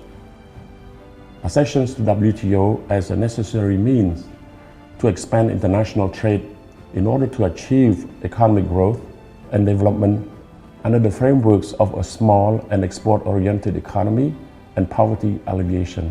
Structural adjustments, legislative and institutional reforms to comply with the core principles of the rule-based multilateral trading systems, such as the principle of non-discrimination and the dispute settlement system to prevent protectionism and unilateralism. Я бы призвал вступающие страны найти идеальный баланс между оперативностью завершения сроков и качеством самого процесса двухсторонних и многосторонних переговоров в целях отстаивания национальных интересов. Я рекомендую странам при вступлении тщательно выстроить саму стратегию переговоров, определить тем самым, какие сектора отечественной экономики могли бы успешно конкурировать в мировой торговле и какие не доросли для открытой конкуренции.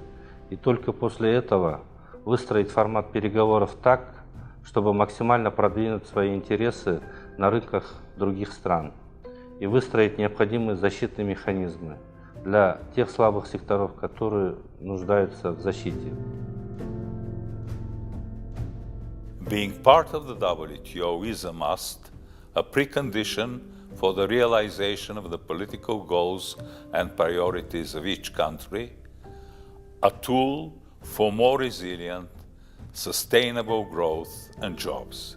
We look forward to welcoming new members to the WTO. Our advice to them is, be ready to pay the price for membership, as the benefits are much broader, long-lasting and sustainable than the concessions made. Accession process is lots of technical work, lots of internal coordination, but it also perfect opportunity to mobilize internal resources and implement reforms. In certain cases, reforms during accession constitutes even greater benefits than membership itself.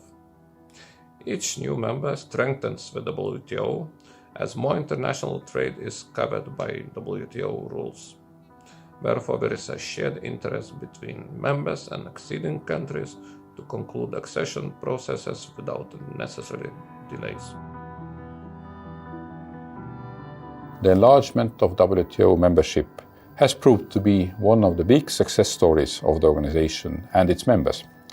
The lively trade has helped economies grow, make the businesses prosper, and improve the lives of ordinary people across the different continents.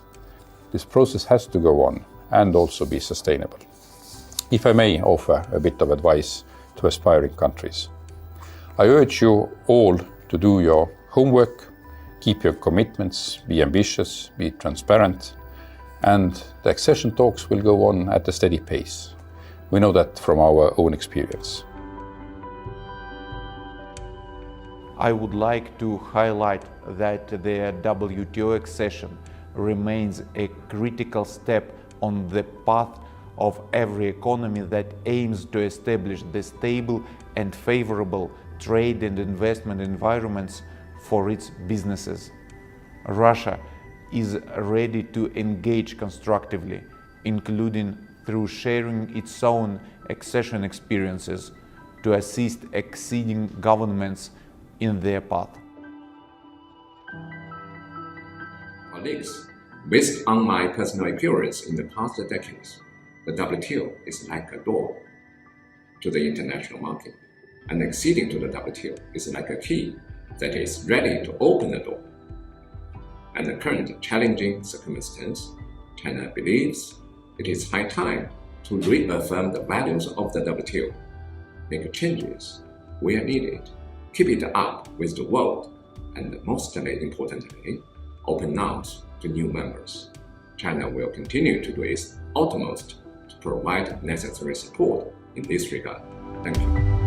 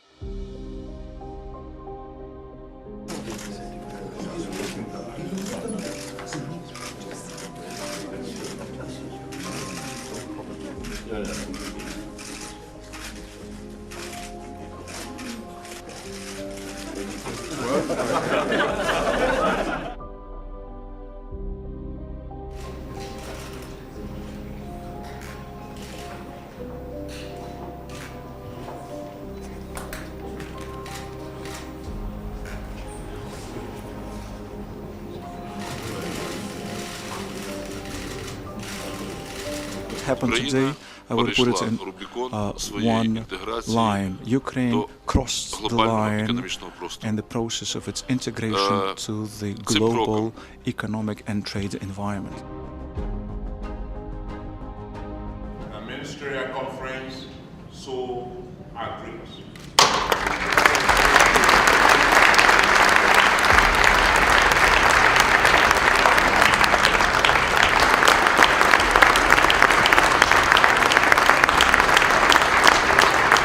For Samoa, exceeding and becoming the 156th member of the World Trade Organization is a significant milestone in the development of our small island nation. Now, it just shows that sometimes things change for countries and fortunes change. But the very essence of a country and the history and the civilization remains. Ours has been trading for the last at least 500 or 600 years. In fact, since the spice route. And we aim to take back that role again and to connect with everybody in the world about that. We see our role and the role of the multilateral trading system as pivotal to Africa's transformation. When we talk about the fastest growing economies, we talk about Africa. That growth, as we see it, should bring about inclusion and greater participation of the majority young people on the continent. خوشبختانه افغانستان در جولای 2016 عضویت WTO را به دست آورد. ما برای پیوستن به سیستم تجارت چند جانبه در حال مذاکره هستیم و تلاش می‌کنیم تا این فرصت نیز برای ما مهیا شود. از آن جایی که نقش سازمان تجارت جهانی یا WTO برای آوردن اصلاحات اقتصادی مهم است، برای تطبیق برنامه‌های آن افغانستان نمایندگی دائمی خود را در ژنو تأسیس نموده است تا بتواند از عضویت خود در این سازمان استفاده عظیمی را نماید. Acceding to WTO was the process in which Latvia has used to reform its trade policy making and institutions to be in line with international rules. The accession to WTO does not only constitute a roadmap for economic reform, but as international treaties, they also serve as the country's commitment to ensure the trade-related laws are in compliance with WTO principles.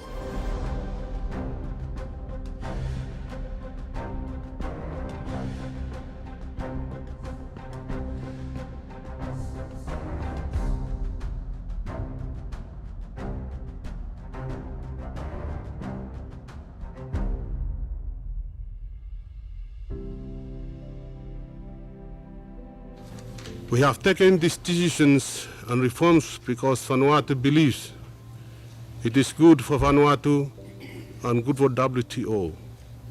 It is a win-win situation. As a government and people, Vanuatu knows that it has made a rational choice. We prefer to live in an environment of rules governing us rather than untransparent and chaotic regime.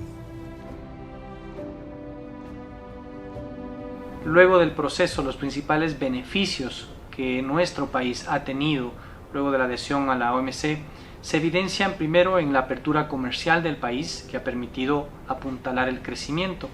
Segundo, en el crecimiento mismo de sus exportaciones, que pasaron de representar 14% del total de exportaciones, hablando de las exportaciones no petroleras, a más de 50% en el año 2019.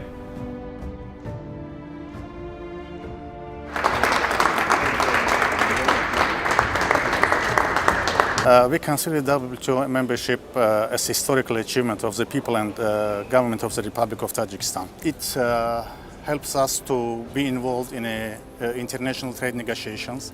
It helps us to move our goods and services in the international market. It helps our business to be presented in international organizations. And there are a few other advantages from joining WTO. I'm sure that and confident that WTO accession will help Montenegro build competitive and dynamic economy, and that will help us further focus on raising employment, on raising productivity, as our companies who are already part of the global trade, regional and global trade, will have another chance for that. Cambodia was the first least developed countries to negotiate the accessions to WTOs and obtain the full membership in October 13, 2004. There are a couple of key motivations for the accessions as follows. Accessions to WTO as a necessary means to expand international trade in order to achieve economic growth and development under the frameworks of a small and export-oriented economy and poverty alleviation. Structural adjustments, legislative and institutional reforms to comply with the core principles of the rule-based multilateral trading systems, such as the principle of non-discrimination and the dispute settlement system to prevent protectionism and unilateralism. Я бы призвал вступающие страны найти идеальный баланс между оперативностью завершения сроков и качеством самого процесса двухсторонних и многосторонних переговоров в целях отстаивания национальных интересов. Я рекомендую странам при вступлении тщательно выстроить саму стратегию переговоров, определить тем самым, какие сектора отечественной экономики могли бы успешно конкурировать в мировой торговле и какие не доросли для открытой конкуренции. И только после этого выстроить формат переговоров так, чтобы максимально продвинуть свои интересы на рынках других стран и выстроить необходимые защитные механизмы для тех слабых секторов, которые нуждаются в защите. Being part of the WTO is a must, a precondition for the realization of the political goals and priorities of each and jobs. We look forward to welcoming new members to the WTO. Our advice to them is, be ready to pay the price for membership, as the benefits are much broader, long-lasting and sustainable than the concessions made. Accession process is lots of technical work, lots of internal coordination, but it also perfect opportunity to mobilize internal resources and implement reforms. In certain cases, reforms during accession constitutes even greater benefits than membership itself. Each new member strengthens the WTO, as more international trade is covered by WTO rules. Therefore, there is a shared interest between members and acceding countries to conclude accession processes without necessary delays. The enlargement of WTO membership has proved to be one of the big success stories of the organization and its members. The lively trade has helped economies grow, make the businesses prosper, and improve the lives of ordinary people across the different continents. This process has to go on and also be sustainable. If I may offer a bit of advice to aspiring countries, I urge you all to do your homework, keep your commitments, be ambitious, be transparent, and the accession talks will go on at a steady pace. We know that from our own experience. I would like to highlight that the WTO accession remains a critical step on the path of every economy that aims to establish the stable and favorable trade and investment environments for its businesses. Russia is ready to engage constructively, including through sharing its own accession experiences to assist acceding governments in their path. Colleagues, based on my personal experience,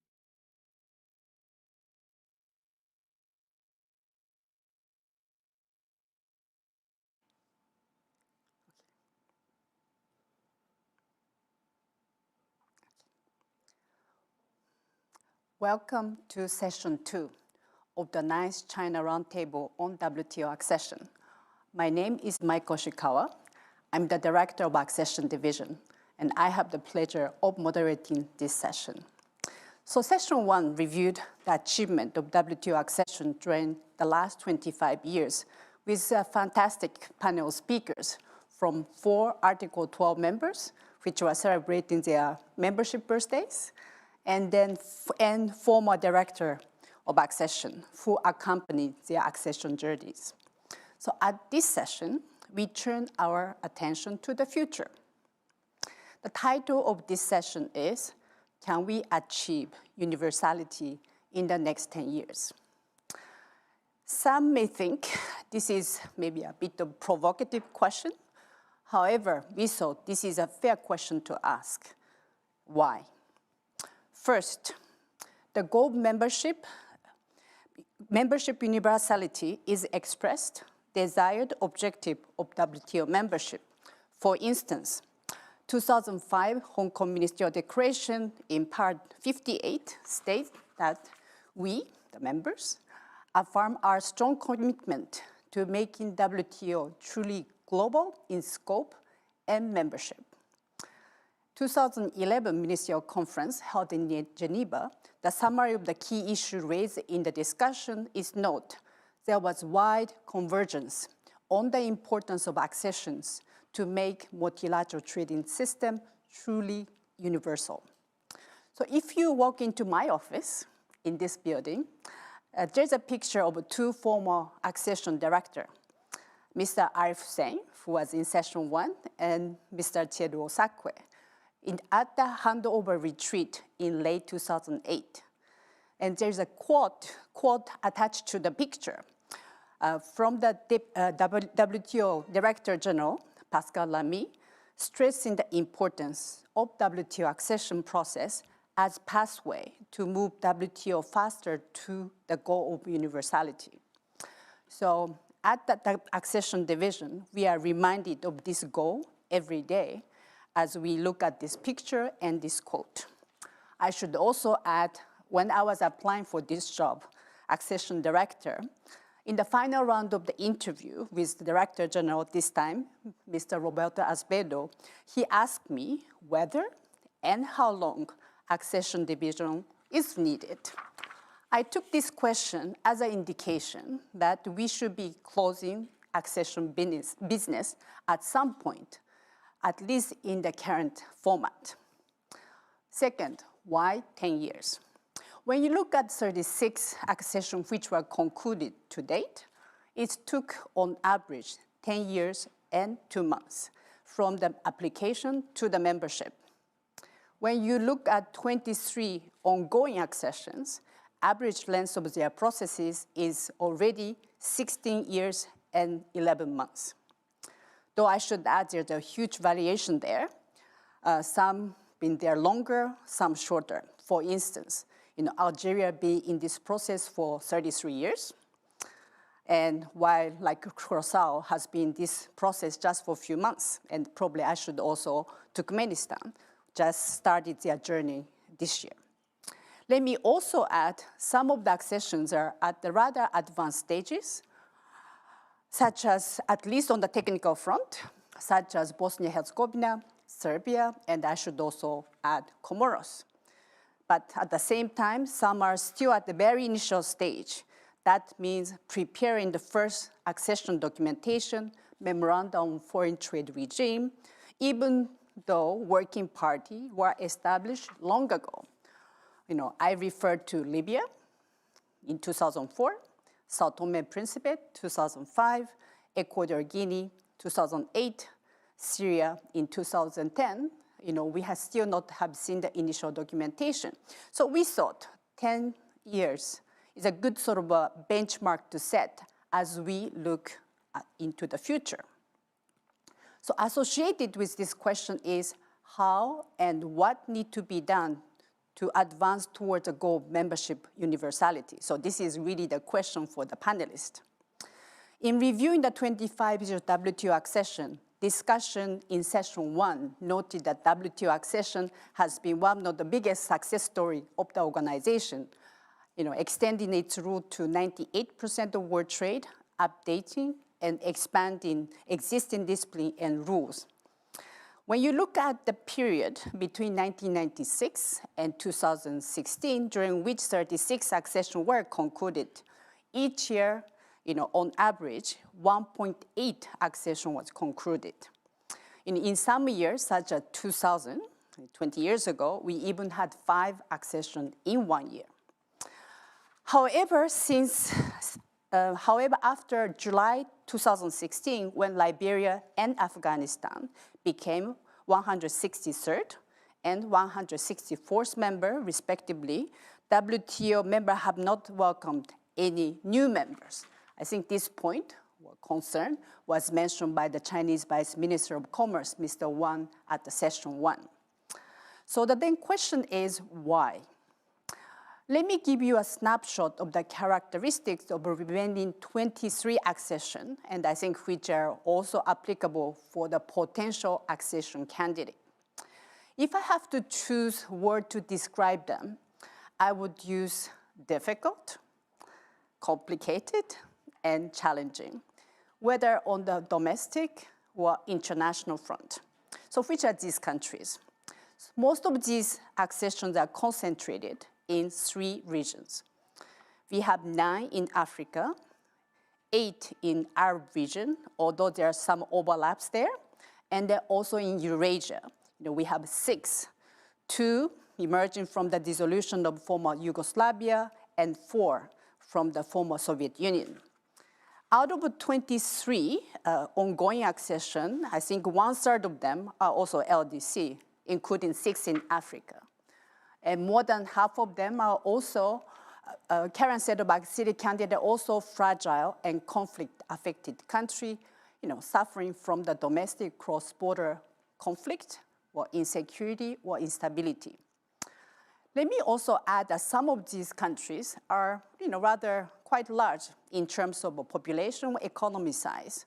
Let's take Algeria, Ethiopia, Iran, Iraq, Uzbekistan. These are important economy. Some are also key resource producer and exporter. I will note Algeria, Azerbaijan, Iran, Iraq, Libya, Uzbekistan. I can also add Turkmenistan, which has 4th largest reserve of natural gas in the world. I should also mention some of the accessions are quite geopolitical. Okay, some will first say Iran, but there are also some others accession in the Arab region and also in Eurasia. Let me not to mention the potential applicant for WTO observer status or accession. For instance, Kosovo, Palestine, Eritrea, or even North Korea. With these introductory remarks, let me open the floor to our distinguished panelists. Today, we are very fortunate to have a wonderful panel to debate the future of the WTO accession.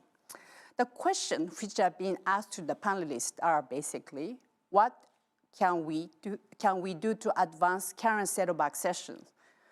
Should the work on WTO accession remain business as usual? Are there ways to promote better engagement from acceding government and WTO members, since we are facing rather difficult situation?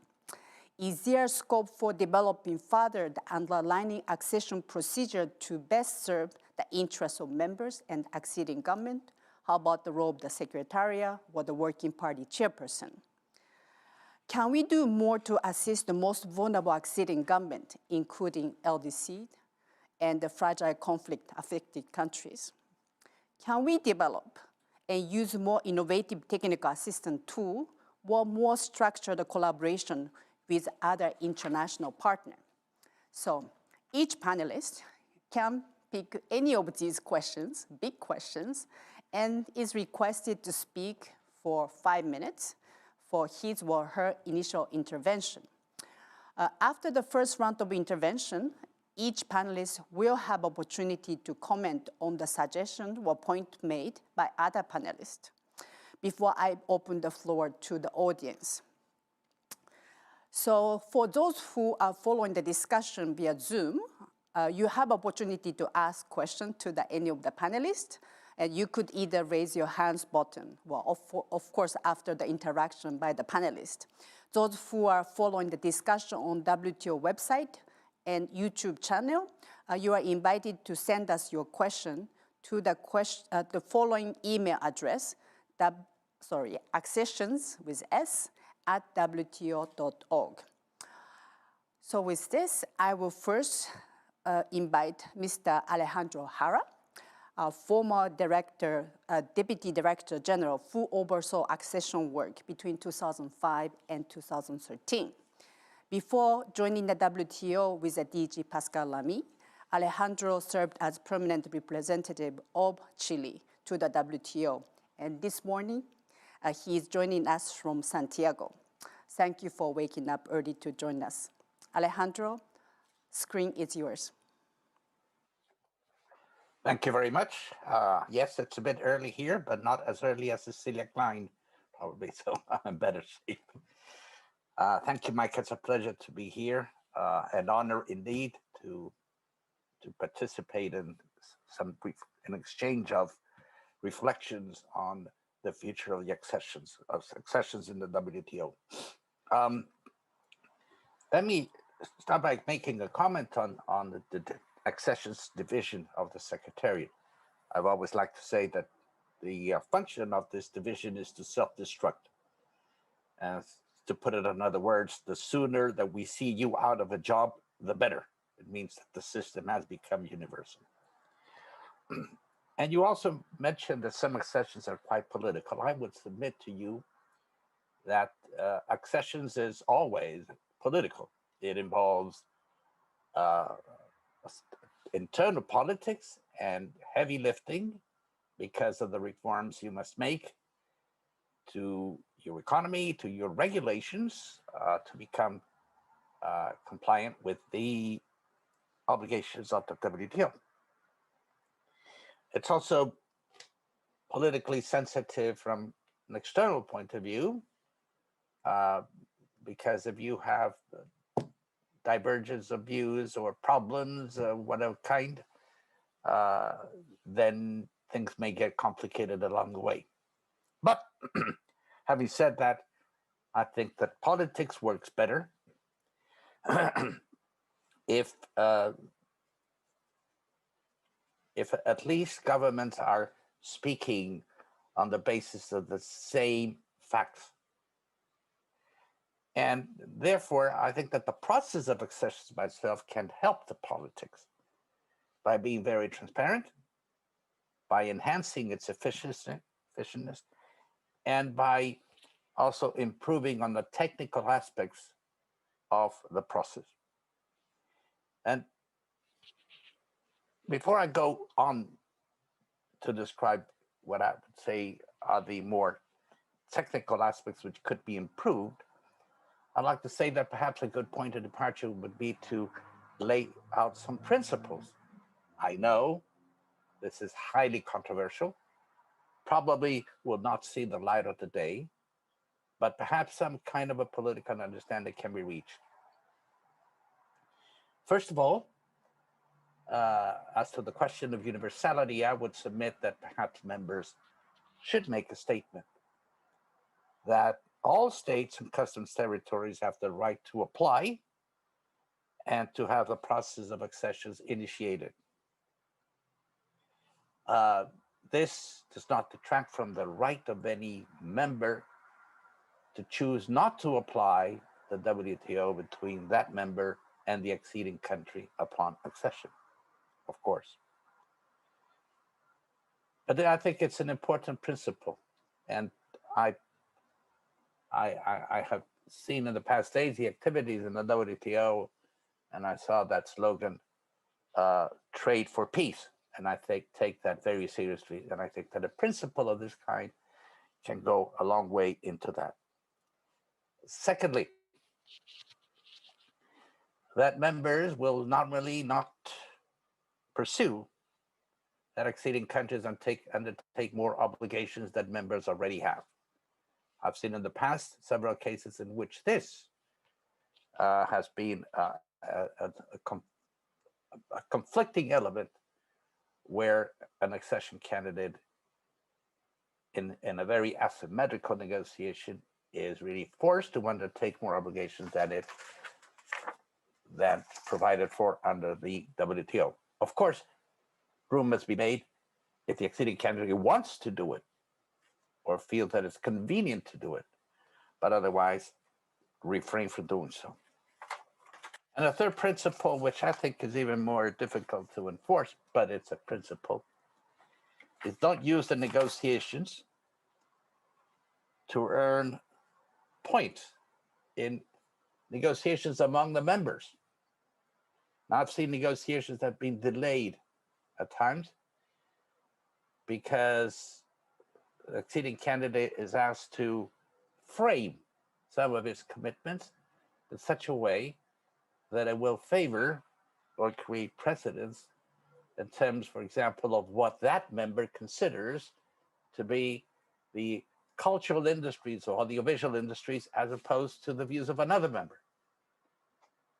So then the other member will oppose that accession because it's describing things in such a way that it will prejudge its position in the wider negotiations on services and so on.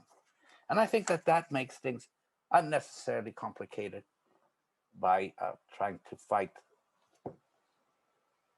the battles of another battleground in the accessions negotiation.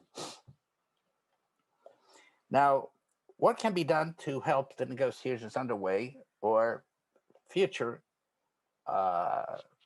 states or customs territory that may want to apply? And here I think that this must be placed in a context where I think that there are some countries that have applied to accede, but they really don't want to become members because, or at least not right now, because they don't want to bite the bullet of making the necessary domestic reforms. So those are very difficult to assist. There are members, this is the second category, that have applied, but face difficulties like any acceding candidate, some more, some less. Maybe it's lack of resources,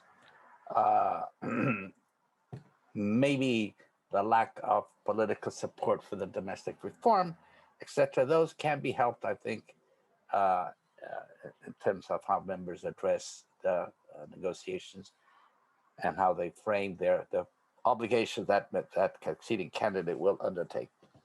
And there is a third category, I would say, that they have applied or would like to apply, but are blocked. Are blocked for other political reasons.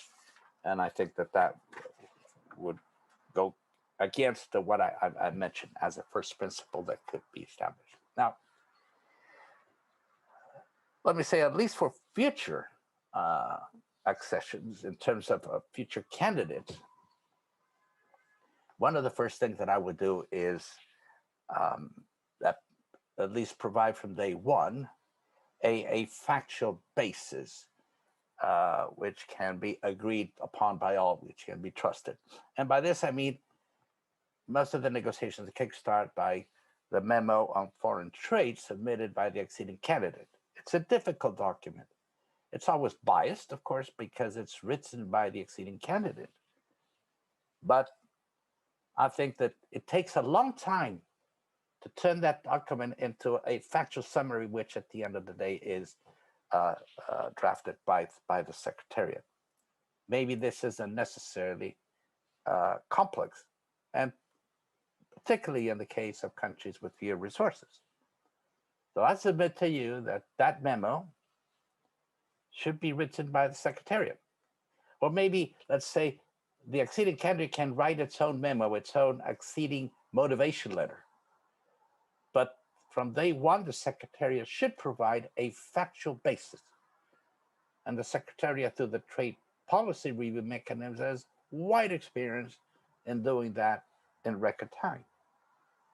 So they could do this, and they could update it as time goes by, meaning keep the factual basis updated, also very important. So then, through that factual basis drafted by the Secretariat, then it's easier to concentrate the attention on those points, on those issues, which come out as necessary to be discussed because they imply perhaps changes to be undertaken by the acceding member to be in compliance of WTO obligations.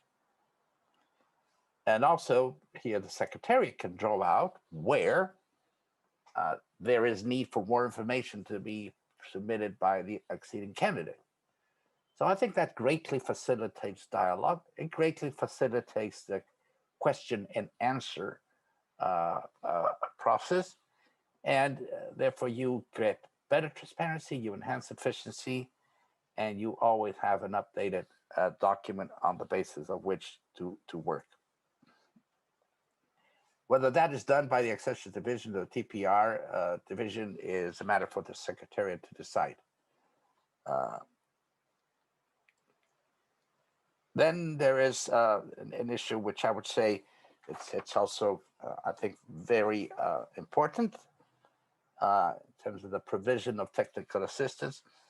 And here, I think that Secretariat, which is perhaps most proximate to the acceding candidate, knows perhaps in a more objective way what it needs by way of technical assistance, can really be a coordinator for such technical assistance, because some of it cannot be provided by the Secretariat, and some of it can be provided bilaterally or through other international agencies as appropriate.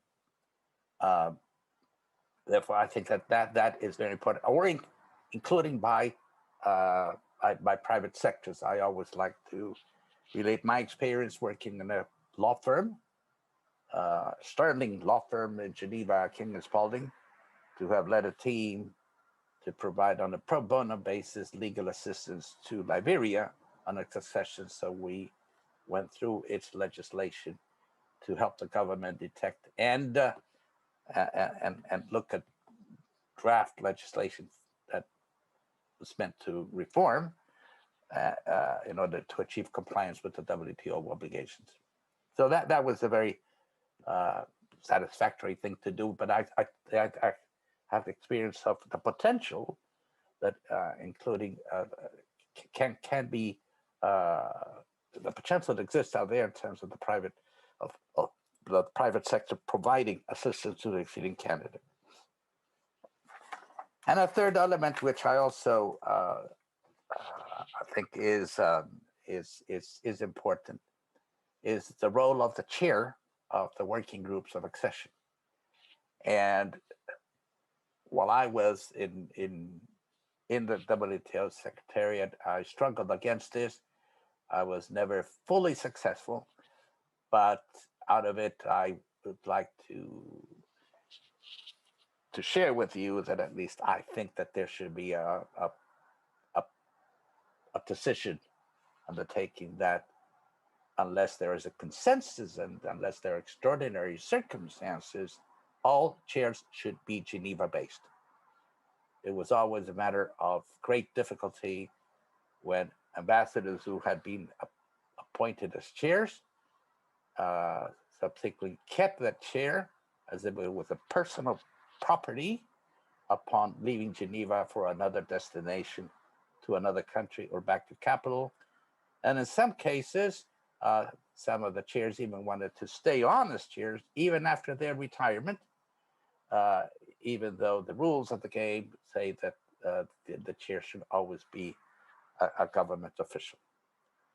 So I think it would be greatly facilitate the process if there was a decision made in order to have always a Geneva-based chair, and that that person should relinquish the position as soon as that person leaves his or her position in Geneva. So let me stop there and give the floor back to you. Thank you very much. Thank you very much, Alejandro. I think thank you very much for the principle you have outlined, although maybe controversial, and also specific ideas, including the role of secretary, importance of TA, as well as chair. I think it's really demonstrate, all aspects of WTO accession. So thank you very much for these rich ideas. I'm sure many will be touching upon this. Now, I would like to invite Ms. Hilda Al-Hinai, Deputy Permanent Representative of Oman to the WTO.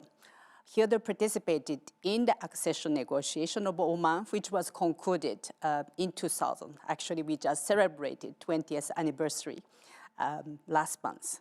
And she also served as chairperson of the Working Party on the accession of Seychelles, which was concluded, again, 5 years ago. Hilda, you have the floor. And thank you for joining me in person. Thank you very much, Micah, for inviting me in person. And I would like to start by congratulating WTO members and the WTO Secretariat on the 25th anniversary of the WTO. And also congratulate Saudi Arabia, China, Kazakhstan, and Croatia on their accession anniversary. And I would like to start by thanking you, Micah, and thanking the WTO Secretariat and all friends in the accession division for inviting me to participate in the 9th China Roundtable on WTO accessions. Strangely, I don't really tend to agree with Alejandro on everything, but today I agree with everything he says, so he should be very pleased, and I don't need to argue with him now. So let me start with a general remark. We have a good number of big regional economies outside the WTO. They can benefit from the WTO membership, and we WTO members can benefit from their accessions.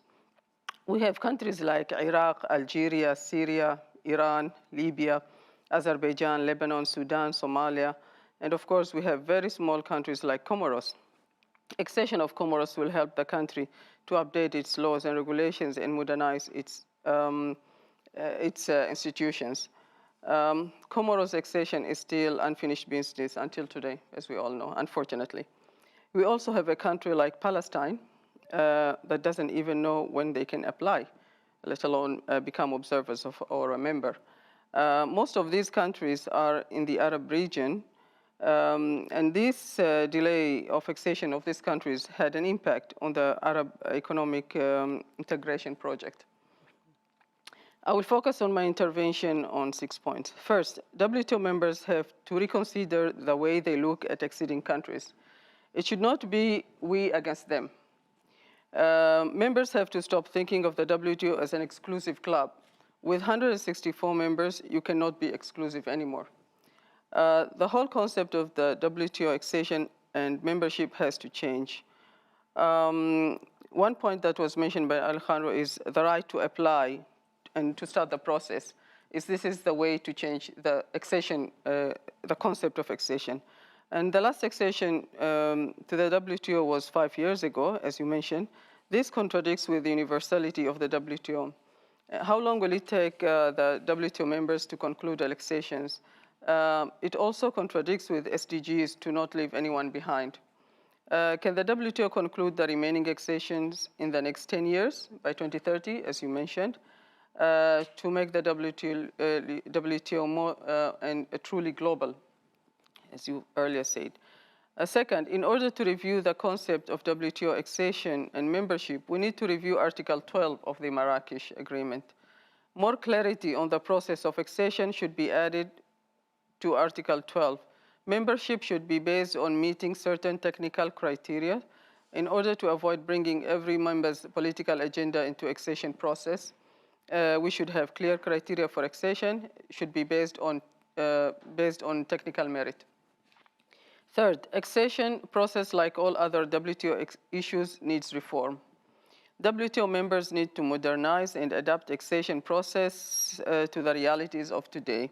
Accessions cannot be conducted in the same way they were conducted 25 years ago, especially post-COVID-19. Acceding countries' economic situation will be difficult and their priorities might change like everybody else's. Challenges will be exacerbated by COVID-19. Will members still negotiate with them on the same basis and same style they have been using for the last 25 years? If members think that Doha round, which is 20 years old, does not meet the realities of today, why then would accession process that is 25 years old? Accession process should be part of the WTO reform, and one idea is the GSI style.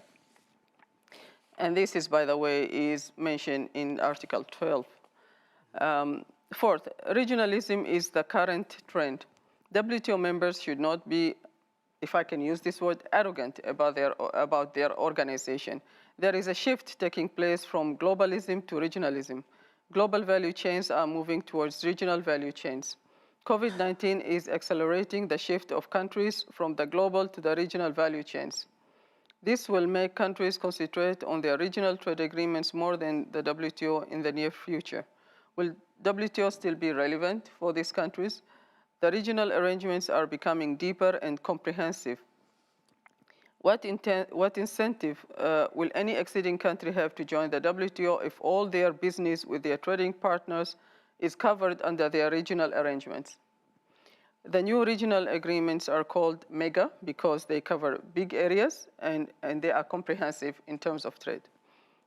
Fifth, coherence with international organizations on policy advice and formulation. I think you mentioned this point. It cannot be that the WTO members ask acceding countries to do one thing while international financial institutions are advising them to do something else. Sixth and final, I would like to say something about LDCs and Comoros. And in our culture, as Arabs and Muslims, it's against our beliefs to put pressure on the weak and vulnerable. We are requested to support and assist them. The ambassador of China this morning also said something about the vulnerable and the need to be helped. So this is in the same context of, I think, of the Asian culture and our Arab culture. In this context, we believe that it is important for us to support and assist countries like Comoros and other LDCs who are working very hard to become WTO members. And this is what Alejandro also mentioned, that those who are working very hard to become members need to be assisted. WTO members and the Secretariat should work together to facilitate accessions of LDCs. This idea can only work if our concept of accession is modernized. Thank you very much. Thank you, Hilda, for really very thoughtful suggestion. And then, I think the key point is WTO accession process, which has contributed greatly to the multilateral trade system as the member call for reform, and then maybe that is also required in the WTO accession. Thank you very much for the concrete ideas. Now, I would like to invite Ambassador Alfredo Suescom.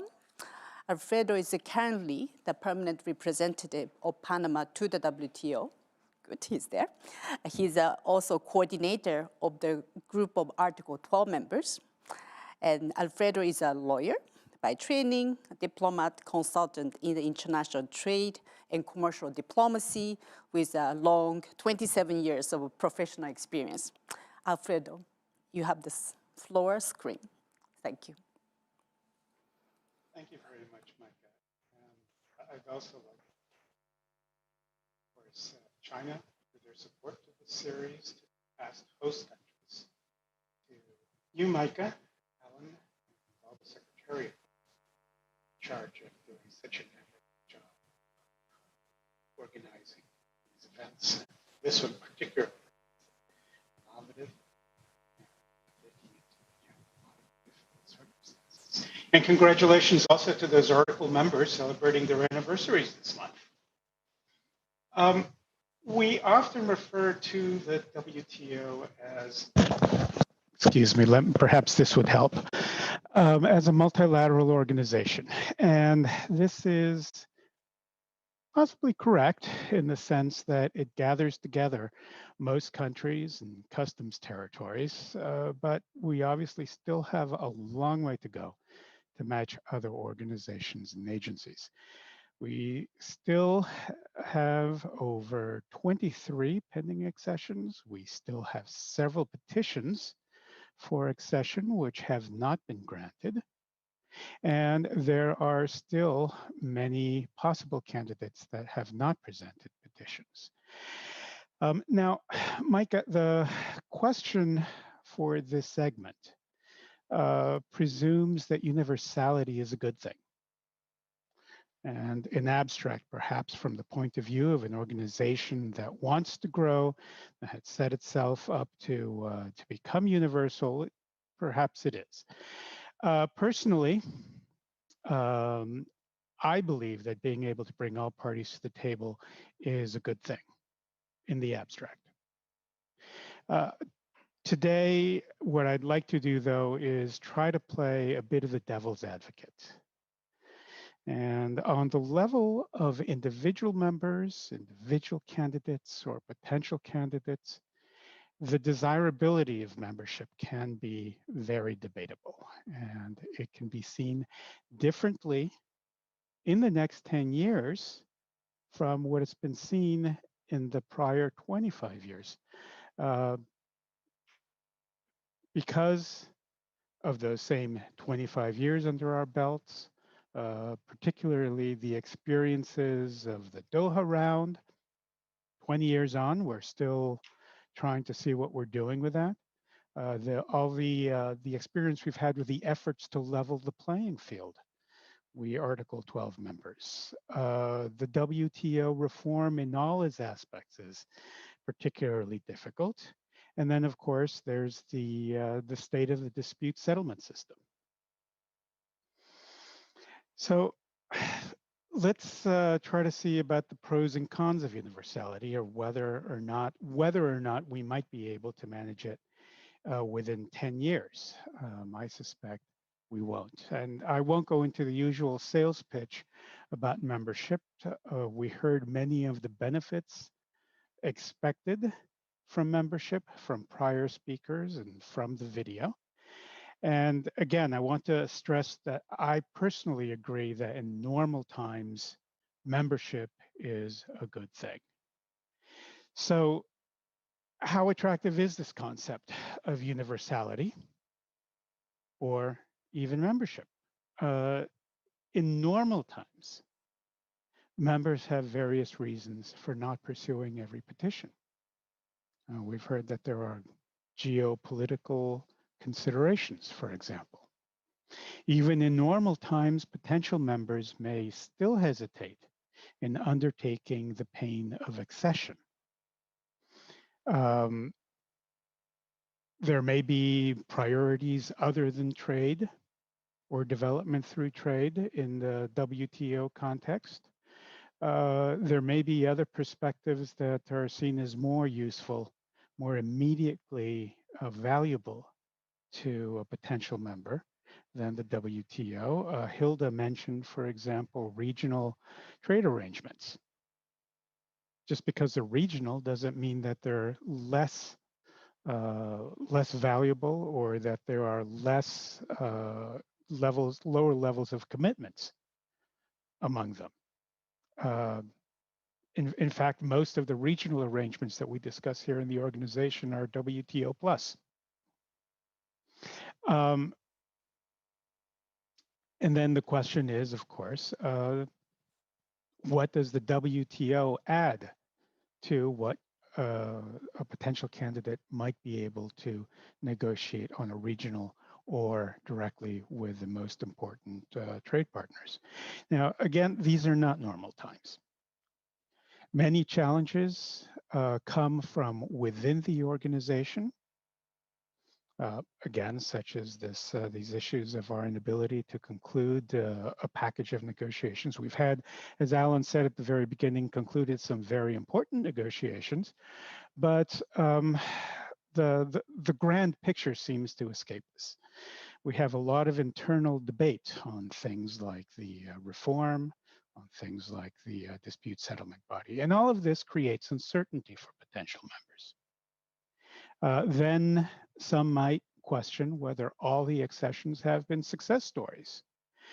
Some members might not have been as successful as they might have wished in integrating into the multilateral trading system. Now, there is, of course, more than one perspective from which you can view all these challenges, from the members' point of view, from the potential members' point of view, and let me focus then on the potential members' point of view. First, there is the fact that a candidate doesn't really know what membership will cost, particularly these days when the WTO seems to be a movable target. Upfront, during the negotiations, there are costs. There are setup costs, so to speak, in terms of adjusting your legal regime, your trade regime, your refocusing your trade policy in certain ways, and then later with implementation. There are tremendous costs, even in the garden variety commitments. There has been proposals have been put forward by members to loosen requirements even where some members already don't have to comply. And I think we need to pay attention to the reasons why these proposals have been set forward. But there is also the question of the increasingly raised bar. Each successive accession, you have WTO plus commitments that are asked of the acceding countries, even from LDCs, which when they come here in the WTO, we grant them all sorts of special prerogatives as they well deserve. Given the ongoing discussions, it's not too far-fetched to think that new members would be asked to commit to certain positions about issues like special and differential treatment, differentiation, that, as Alejandro mentioned, might be used to try to fight internal battles among members, among existing members, regardless of whether this is something that's of use to the acceding candidate. There is a question of whether it isn't fundamentally unfair for WTO members to request commitments higher than those that they themselves would be willing to undertake. Accession candidates can look at the lack of evolution in ongoing multilateral negotiations and think there's no way we're going to be able to use these anytime soon after accession to try to level the playing field between the commitments that we're being asked to undertake and those of the people who are asking us to undertake them. So importantly, members who buy into the philosophy of raising the bar with each successive accession, they also need to make sure that they do not make it impossible or prohibitively expensive for new members to integrate into the MTS.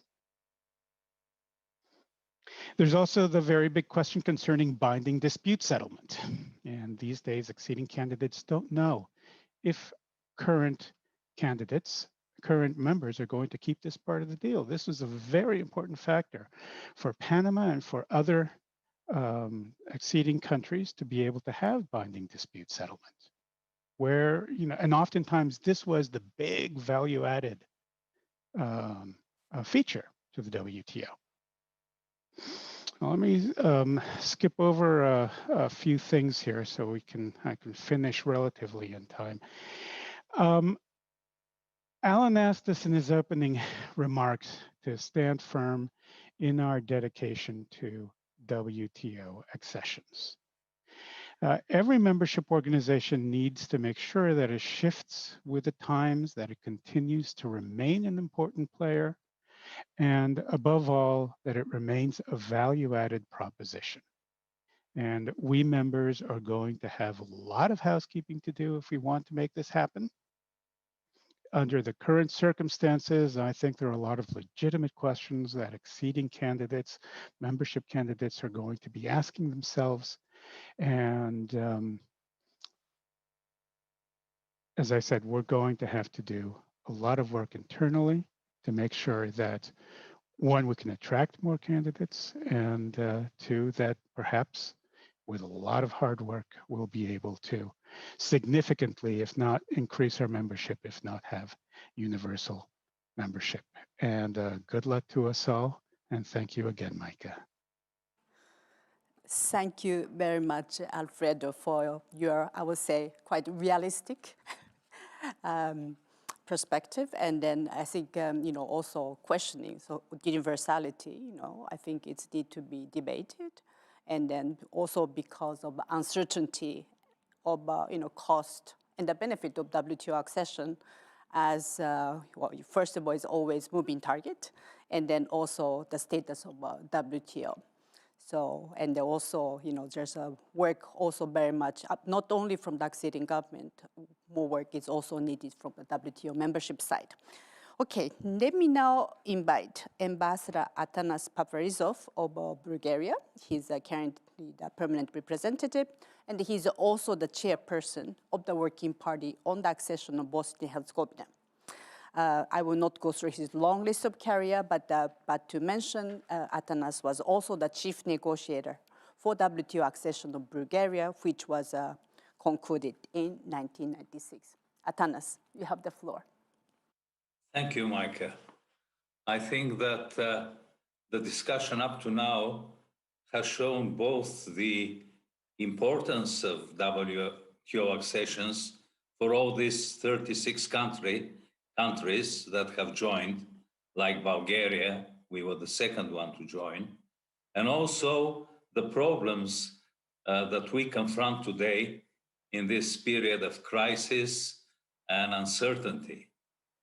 But I myself believe that the issue of universality, which you raised, is the greatest issue that we all should be guided from when we think about accessions and developing of the WTO as well, because of course the process of accession has stalled because WTO has stalled in many respects in the efforts to find a more contemporary response to the challenges of today. So I believe that in the next 10 years, together with the process of reform of the WTO, the process of accession also will be more adapted to the needs of the present day. We see that now WTO has been more politicized than years ago, and the accession process covers not only the economy, but the economic models of countries. And I think that we have to be rethinking once again how the rules should try to be accepting all the models, but at the same time creating very clear trade policy and economic principles that should be adapted in all situations. It's not the first time we have had these challenges. We have challenges 10 years ago, 20 years ago, with different models that countries developed. Let's remember Japan, for example. But still, we have found solutions to these problems. As to accession, it continues to be, according to me, the most important goal of a country, which will help this country become a global player in today's interdependent world. For my country, though we were in a deep economic crisis when we started the process of joining the WTO, this process has helped us really accelerate our reforms, has helped us become a more reliable trading partner, has helped us in the process of accession to the European Union. At the same time, it gave much more certainty to our partners. It also opened our market, so the benefit were on the both sides, both of the acceding country and of the member states. Though we're a small economy, still our joining the WTO was very important and was a good step forward. And I think that what we have to think about now is how the commitments that the different acceding countries have undertaken could be used in the reform process. These 1,500 commitments specific undertaken in the different accessions should somehow be taken into account in the further process of developing of the WTO and making it more responsive to the present day challenges. Because all the accessions were driven by concerns of the day of the accession and the concerns of the major trading partners and developing countries at the same time really are reflected in these accessions and in the way they have been formulated.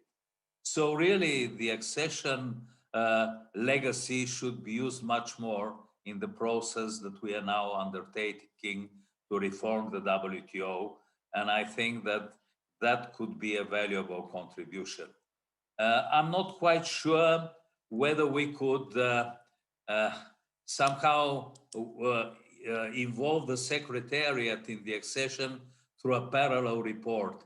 I think that at the beginning, the Secretariat could support the acceding countries like the IMF does, with much more expertise to assign people to an acceding country to help her prepare the process. The memorandum, now it of course relies on aid bilateral or from UNCTAD or from USAID, let's take as an example, the EU.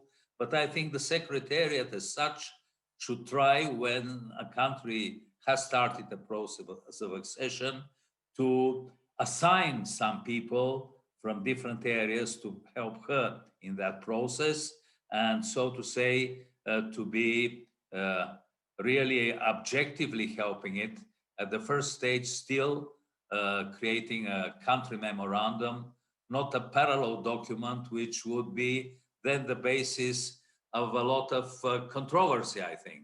So, of course, we could use this idea to involve the Secretariat, but still in the first stage, in supporting the acceding country, in supporting its team, which is the most important thing, to have a good team that is able to persuade all the branches in the government to support the process of accession, because it's not only economy, it's policy, but it's also democratization, it's also transparency, issues that are related to many, many aspects of the life of a country.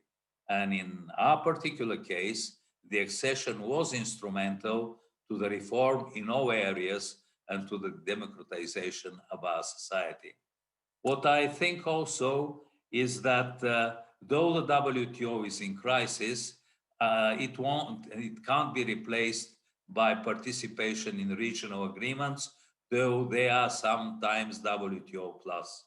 The most important benefit for an acceding country is to be on equal footing with all trading partners and to rely on the dispute settlement.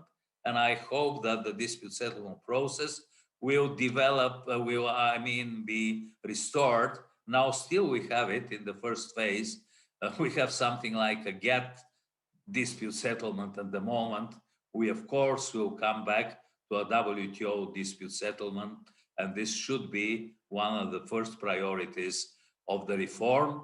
And it is the priority of all those candidates that were for the Director General post. So I'm sure that this will be something that will be very high on the agenda of us and of MC12. Well, I would like to stop at this moment and continue in the questions and answers process. Thank you very much. And thank you for inviting me to take part in this very important event, which is on the occasion of the 25th anniversary of Accessions. Thank you.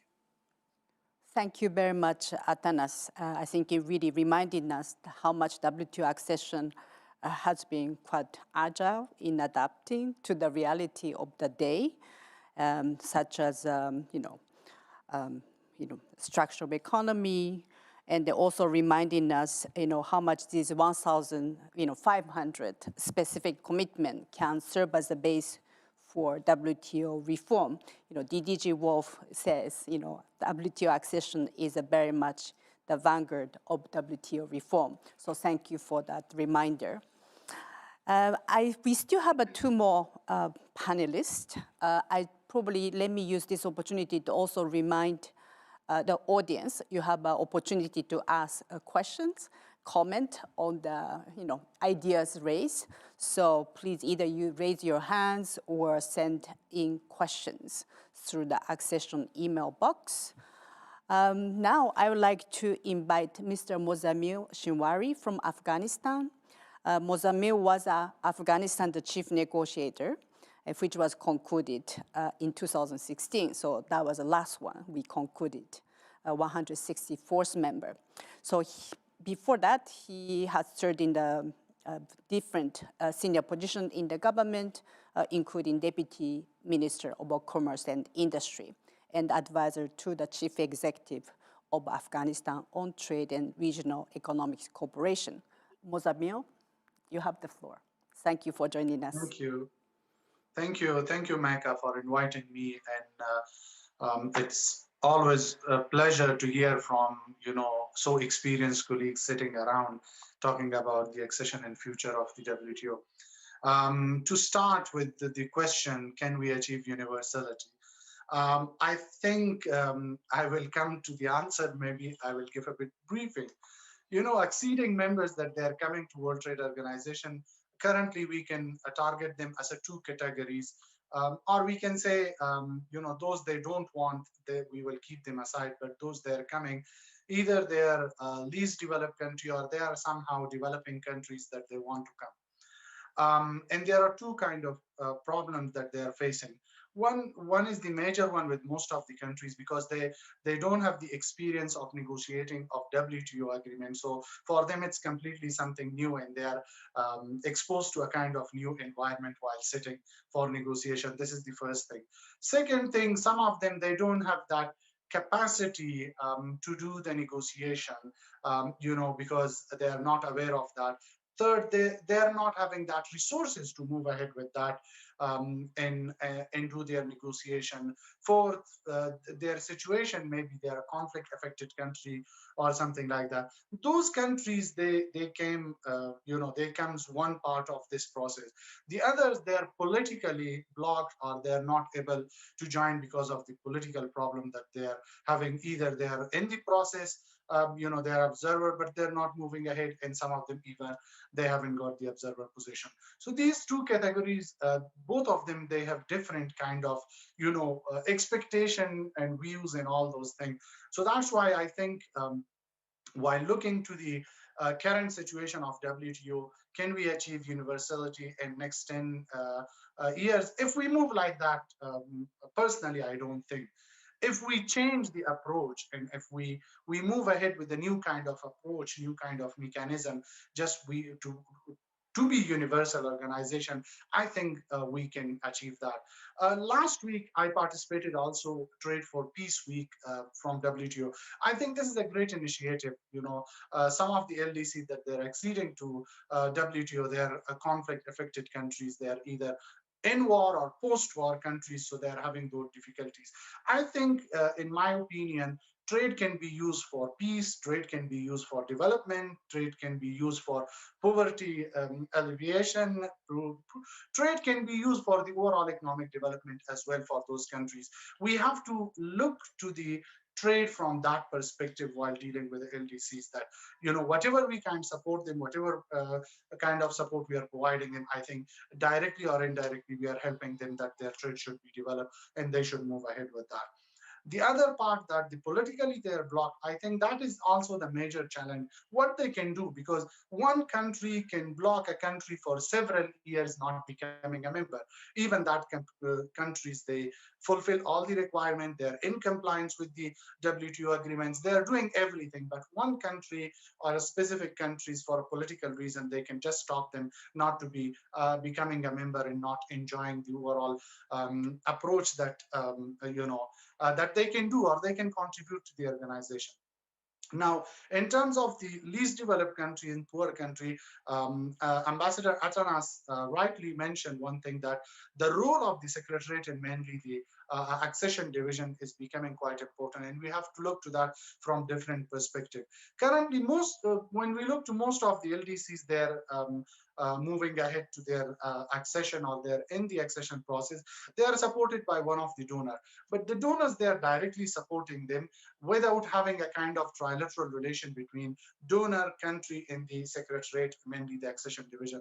I think one of the idea could be that the donors that they're providing support to the acceding member, I think if it's done in consultation with the accession division of WTO, I think it will help a lot.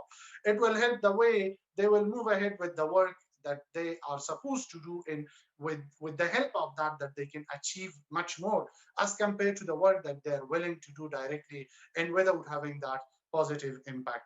That's the problem with the LDCs, poor country, war-affected country. And I think the concept of trade for peace, I think that also come again, that the Secretariat can get involved with them and work with them. I think many of those things, we have several organizations that they understand that with the economic development, with trade, with the investment, with the industrial development in the countries, I think they can achieve peace.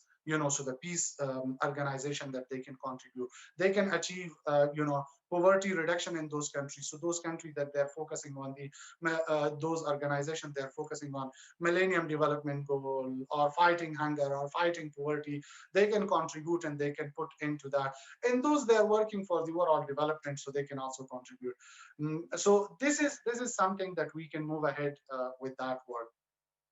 So I think the future of the donor support for the accession process, if it's come in consultation with the accession division to those members, I think they will benefit a lot. So now addressing both sides, what I think that whether LDCs, poor countries, war-affected countries, and those they're politically blocked from being a member, I think we should come with the creative idea. And one thing that we can consider a provisional membership. It should be something above the observer status. Normally those they want to become member, they get the observer status. But some of them, they even want to move further ahead, but because of whatever problem that they're having, so they can get a kind of incentive, they can move ahead with that. Provisional membership, a way will be, because it's a big topic now.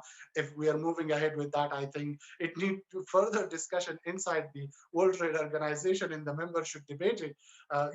We saw that the LDC guidelines took several years to come and be in place, but at the end of the day, from its result, acceding LDCs, they were not happy, because at the end of the day, when we are sitting for the negotiation, every country, they have their own interest, and they will ask you for the concession in that area, whether you are in line with the LDC guidelines or whether outside the LDC guidelines. So provisional membership, those countries, they manage to be in compliance to the WTO regime, WTO agreements, broadly talking overall multilateral agreements that we are having. I think they should be given an incentive before moving ahead to a full membership through their market access and finalizing market access. So, they will not have that problem as, for one member because of the political problem they're having, or a country because of their poverty, their, not having sufficient capacity to move their negotiation ahead, or to do the some of the internal work or demands which is demanded by the other members in market access. So I think they should be given a kind of incentive to move ahead.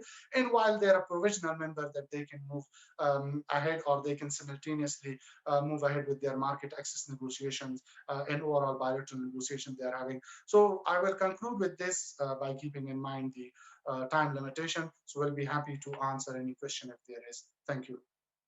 Thank you very much, Mozambique. I think your comment very much reflect, I think challenges and opportunity that Afghanistan, have seen the WTO membership as a LDC, but also, going through a conflict. So thank you very much for stressing the importance of our Trade for Peace initiative, which I believe that is gaining the ground now. And then also, for need for a new mechanism for WTO accession, and including the concept of a provisional membership. In some way, this concept is not entirely new because it did exist during the GATT in the 50s and 60s, when I think Yugoslavia was first admitted as a provisional, I guess, members before getting the full membership later on. So it's maybe worthwhile exploring, and with a focusing on, you have to give some sort of incentives for those countries to reach basically WTO full compliance. Okay, now let me move to Cecilia. Cecilia Klein, I don't need to really introduce Cecilia. Everybody knows Cecilia. Cecilia served as Senior Director for WTO Accession at the United States, a trade representative responsible for a number, if not all, accessions that we are dealing sort of today. It was discussed this morning. So following her retirement from the US government just a few years ago, Cecilia has also been working as a trade consultant, including to assist some of the ongoing accession. Thank you very much for joining us from Washington. I know it's quite early. Really, really appreciate your participation. Cecilia, here you go.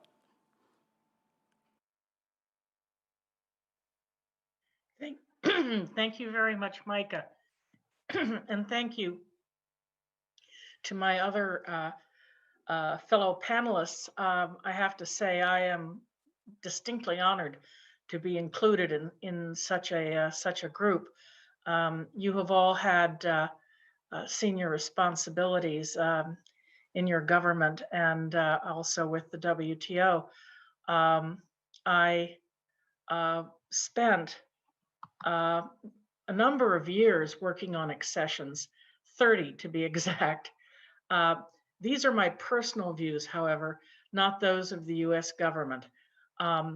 You have to admit you learn something in 30 years, or what's the point?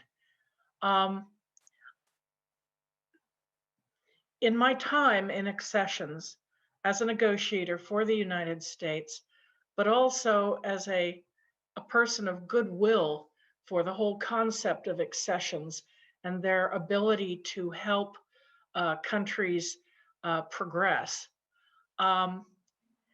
There are some specifically important and relevant variables that affect the outcome of accession negotiations. The first, and I believe this has been touched on by other members of our group, is the political will of the applicant and its enthusiasm, the enthusiasm of its government for completing the accession process. Unfortunately, the speed of an accession also depends on the ability of the applicant country to marshal and coordinate its own political, economic, aspirational, private sector, and resource base, and to sustain that effort over a number of years. Clearly, technical assistance provided by the WTO member states, such as occurred with Vietnam, Liberia, and Afghanistan, is critical. I have to ratify the concept that the Secretariat is also critical in this, in tending to the process and being a lifeline to the applicant country. From the other side, you have to have the willingness of the applicant to listen to its technical assistance providers and its ability both to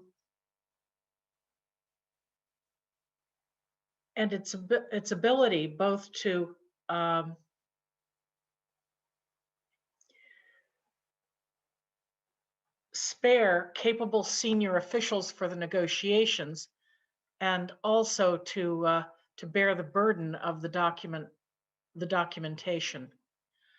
As a result, the length of time an applicant spends in the accessions queue should be recognized as being up to the applicant itself, based on its current resource base and its own political needs and abilities. Yes, there have been, thankfully, relatively rare cases where there has been political blockage. And there have been cases where political or economic turmoil has made moving forward on an accession process totally unviable. For these reasons, it seems to me that any list or timetable for moving forward on the remaining, the extant 23 applicants, or the others that may apply in the future, has to be evaluated and considered on how to proceed by member states and the WTO Secretariat.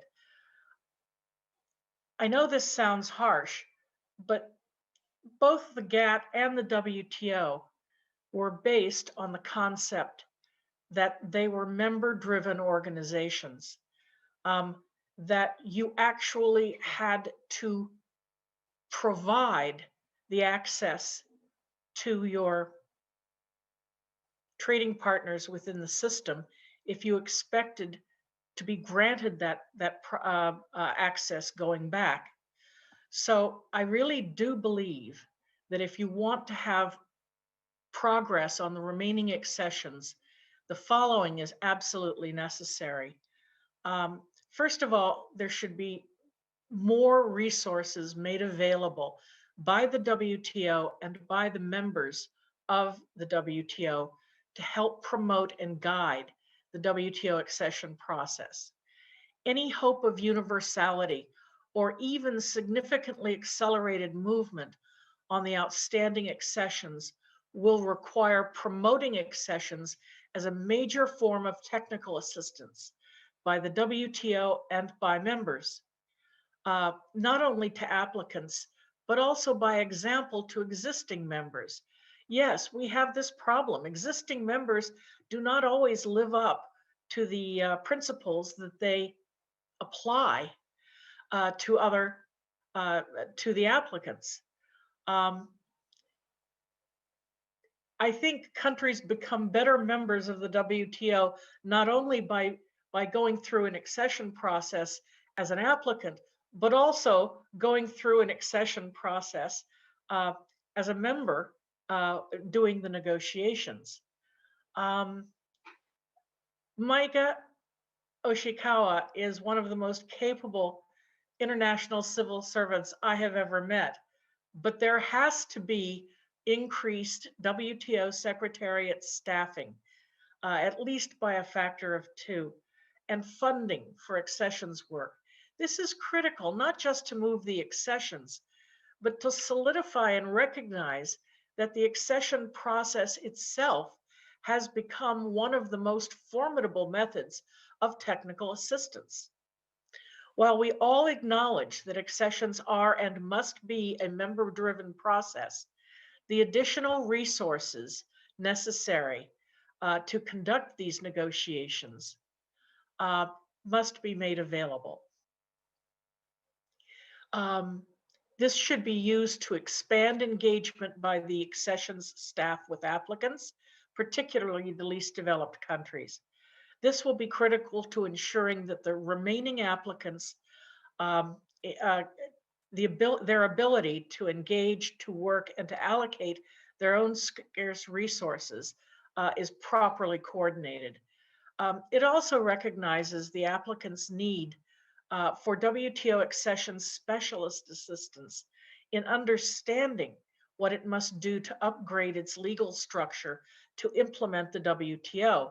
Notice I say implement because that is the chief benefit of the accession process, is the workout, the tough love, the negotiating framework within which members educate an applicant on what will be necessary to take its place as a member.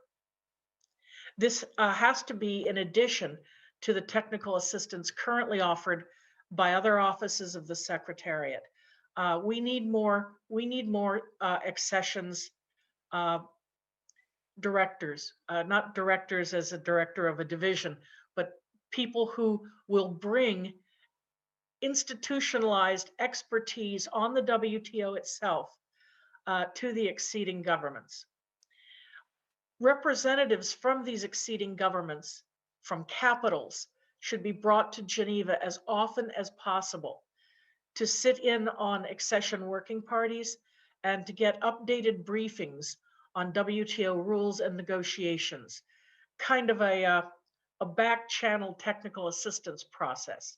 I know some of this is already done, but it has to be an uptick in effort.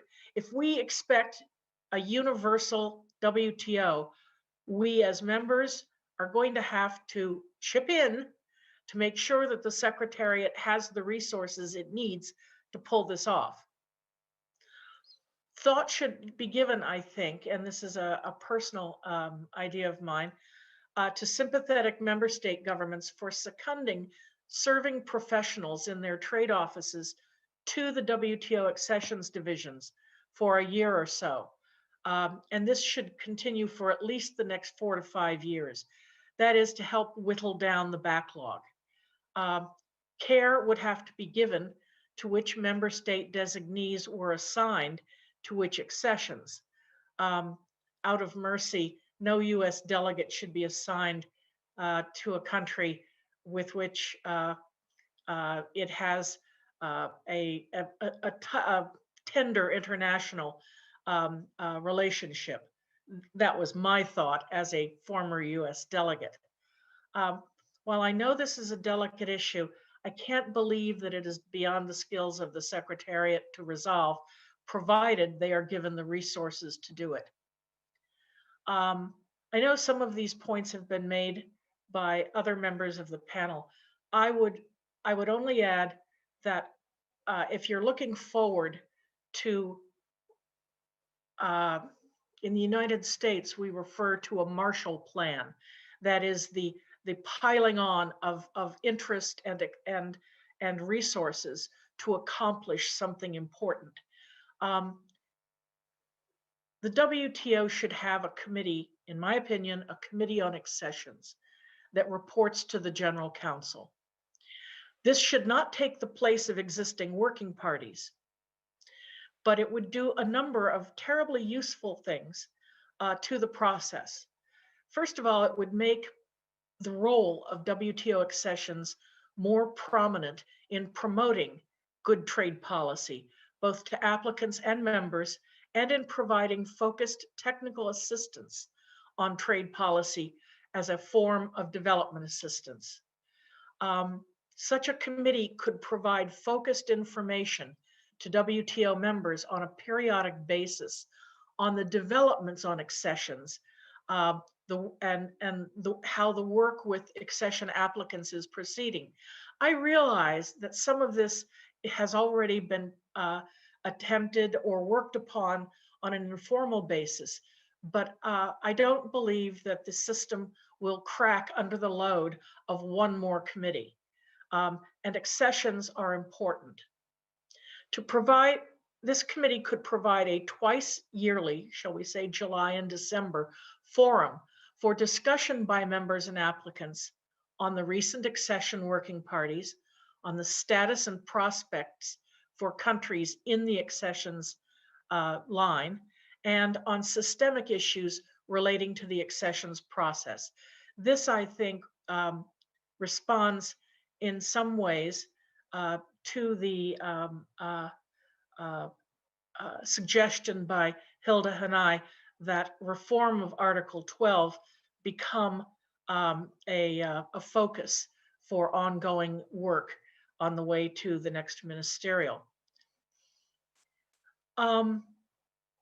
I think this committee could possibly consider working party recommendations for accession prior to their approval by the General Counsel. But that would have a lot to do with how this structure would be developed. The committee would, however, make recommendations as necessary to the General Counsel on the issue of WTO accessions. how to improve the process, how to deal with a certain procedural problem, putting pressure on governments that are, shall we say, not working in the true spirit of collegiality in moving accessions along. To evaluate, the Committee on Accessions could also make recommendations to the General Council about the possibility of a provisional accession. In the old days, provisional accession was what you granted a country that wanted to participate in the trade rounds of tariff cutting. You gave them this so that they could attend meetings. Their people in Geneva would have some status in the GATT and the WTO. Actually, the GATT was the last time I think that this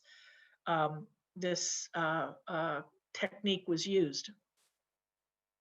Clearly, a lot of spade work would be necessary to ensure that there was member support for this concept, A, and B, that the Secretariat had the staff and the resources to work out and flesh it out substantively.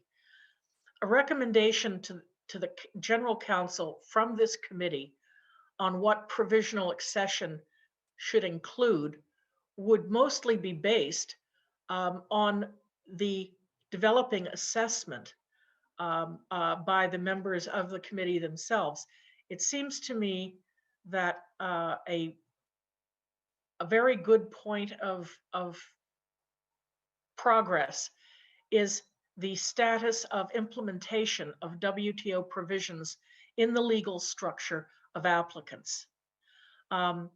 Any recommendation from the committee would, of course, have to be adopted by the General Council to take effect. I don't want to push too hard on administrative issues as opposed to substantive ones. Cecilia? But I want to see the accession process survive. And I don't think it will survive if members are not able to be harnessed along with an enlarged and funded secretariat to offer the help to the remaining countries in the accession queue to complete their work. We also need a forum for them to speak to us about the problems they're having, a forum to meet with the key accessions-oriented officials on a periodic basis that are dealing with their accession. An important thing would be Cecilia, can yes. you hear me? I think if you could try to wrap up since we don't have much time. Actually, I was getting there. All right, thank you. So substance, yes, but I think there should be some more institutions to help the Secretariat and the member states keep the accession process rolling.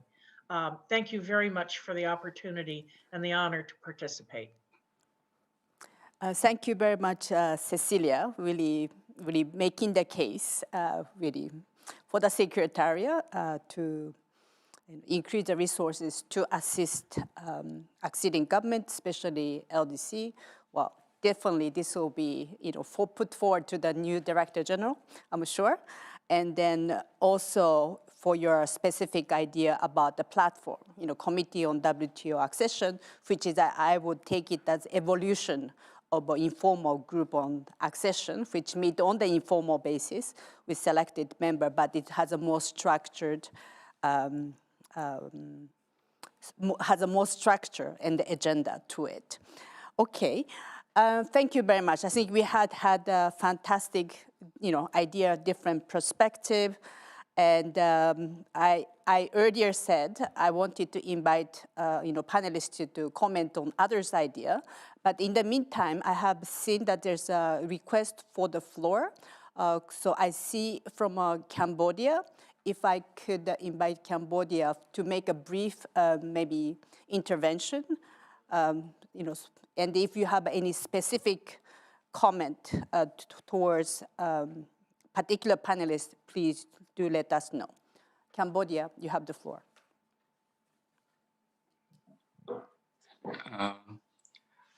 Thank you, Micah. Can you hear me? Yes. I did see my picture, so it is fine. So since time constraint, Ms. Micah, can I have 3 minutes to take the floor, or should be shorter? If you could make it shorter, since we are running out of time. Yeah, thank you very much, and I take the opportunity to thank all panelists for their good presentation. On behalf of the Royal Government of Cambodia, I would like to congratulate and celebrate the 25-year of the establishment of WTO and Accessions, as well as all achievements made in supporting the integration of LDC into the multilateral trading system. And as mentioned by my Minister, His Excellency Pan Sorasa, the accession to WTO will contribute to the economic growth and development of Cambodia, as well as Cambodia has an opportunity and honor to host the Fifth China Roundtable in 2015 and other important events of the WTO. Cambodia strongly support the LDC early accession under the principle policy integration into the multilateral trading system is a priority for all of us. And as we all know that some provision of WTO aiming at increasing LDC trade opportunity and allowing LDC flexibility in implementing WTO rule in it. Therefore, on the road ahead, we should ensure that adequate flexibility in provided is provided to LDC to pursue the development goal, to ensure that assisting LDC might have the same obligation taken by original member, especially should respect to the guideline were adopted by General Council in December 2002 and amended in 2012.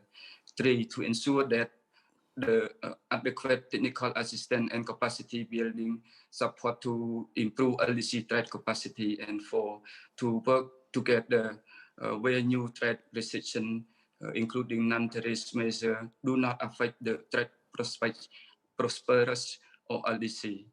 And I believe that one LDC member cannot achieve LDC trade objective.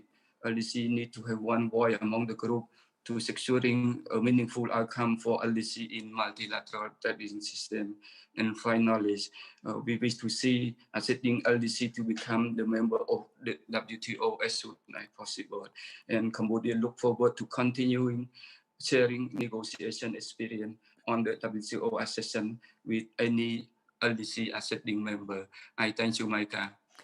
Thank you very much, Bunton, for I think your support for all LDC accession. Of course, Cambodia is one of the first LDC joined the WTO, and I think you are probably good example of reaping the benefit of WTO membership since 2004.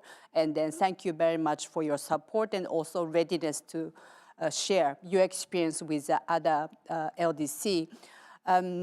Okay, I think what I would like to do is to maybe ask panelists, maybe just to take 1 minute to possibly for concluding remarks, but also opportunity to comment on any idea came from other panelists that you might want to comment on. Let me start with Alejandro. You have the floor.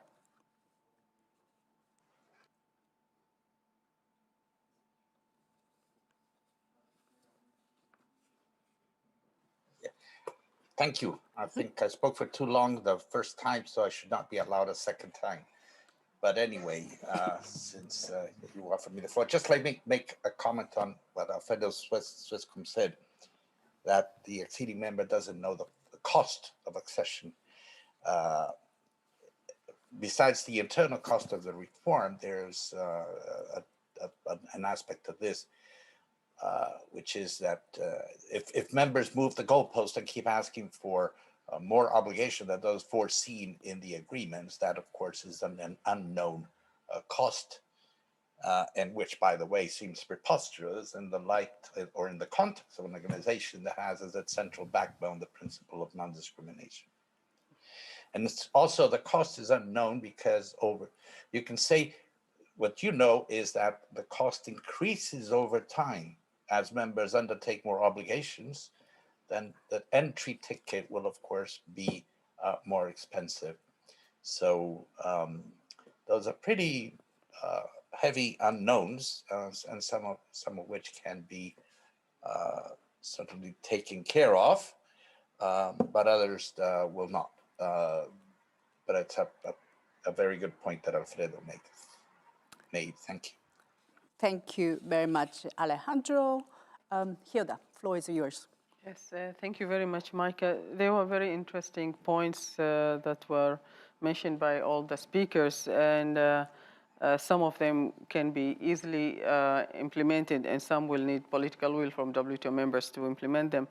One of the points that I think is very interesting and that can be done easily by WTO members is the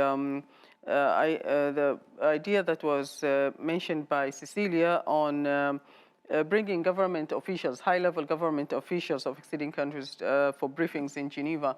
I think this is an important idea because in so many times you can see that there is a gap between the level of knowledge between the technical team and the political team that is handling the accessions. So this is applicable easily by the WTO. I think maybe in the future WTO Accessions Division can look into it. And the other idea is on the provisional accession. Provisional accession, I think, is very important for so many members who want to join, but they are facing difficulties. And this can also be done through the committee that also was mentioned by Cecilia and others, and Muzammil, he spoke about the provisional accession or membership. And members can come through this committee and decide on the time period for provisional accession, on the number of, there should be a criteria that can allow members to become provisional members.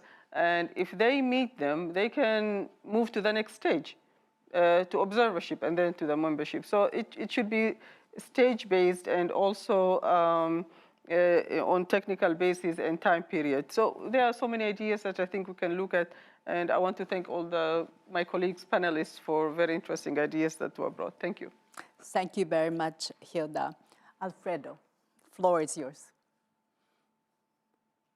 Thank you once again, Micah. And I liked very much to listen to what everybody here had to say. Let me just go back to essentially a riffing off Alejandro here about the costs of membership, things of that sort. There are an incredible amount of unknowns right now in the organization. The uncertainty these days as to what it is that a candidate would be buying into is unprecedented, really. And if we really want to make universality a goal, we have to make sure, like any other membership organization, that we are attractive, that we have something to offer the people that we have as potential members. Now, the WTO is not the only game in town. It may be the most universal. It may be a much greater spread of accession commitments and things of that sort. But given the uncertainties, given the potential costs in terms of money or political costs, we really need to think about the possible balance that a candidate is going to make between the WTO or a regional or a bilateral agreement. These two may actually, for a particular candidate, be a much more value-added proposition than the WTO. And if the WTO really wants to continue being attractive, we have to realize We have to realize this. As Hilda said, we can't keep thinking like an exclusive club. We're trying to attract people, and they may not be thinking the way we do. They may have completely different priorities, and what they can do, what they can chew on effectively at any given moment may be something much smaller, and it may be a much greater value to them immediately than this great philosophical project that we have going on here.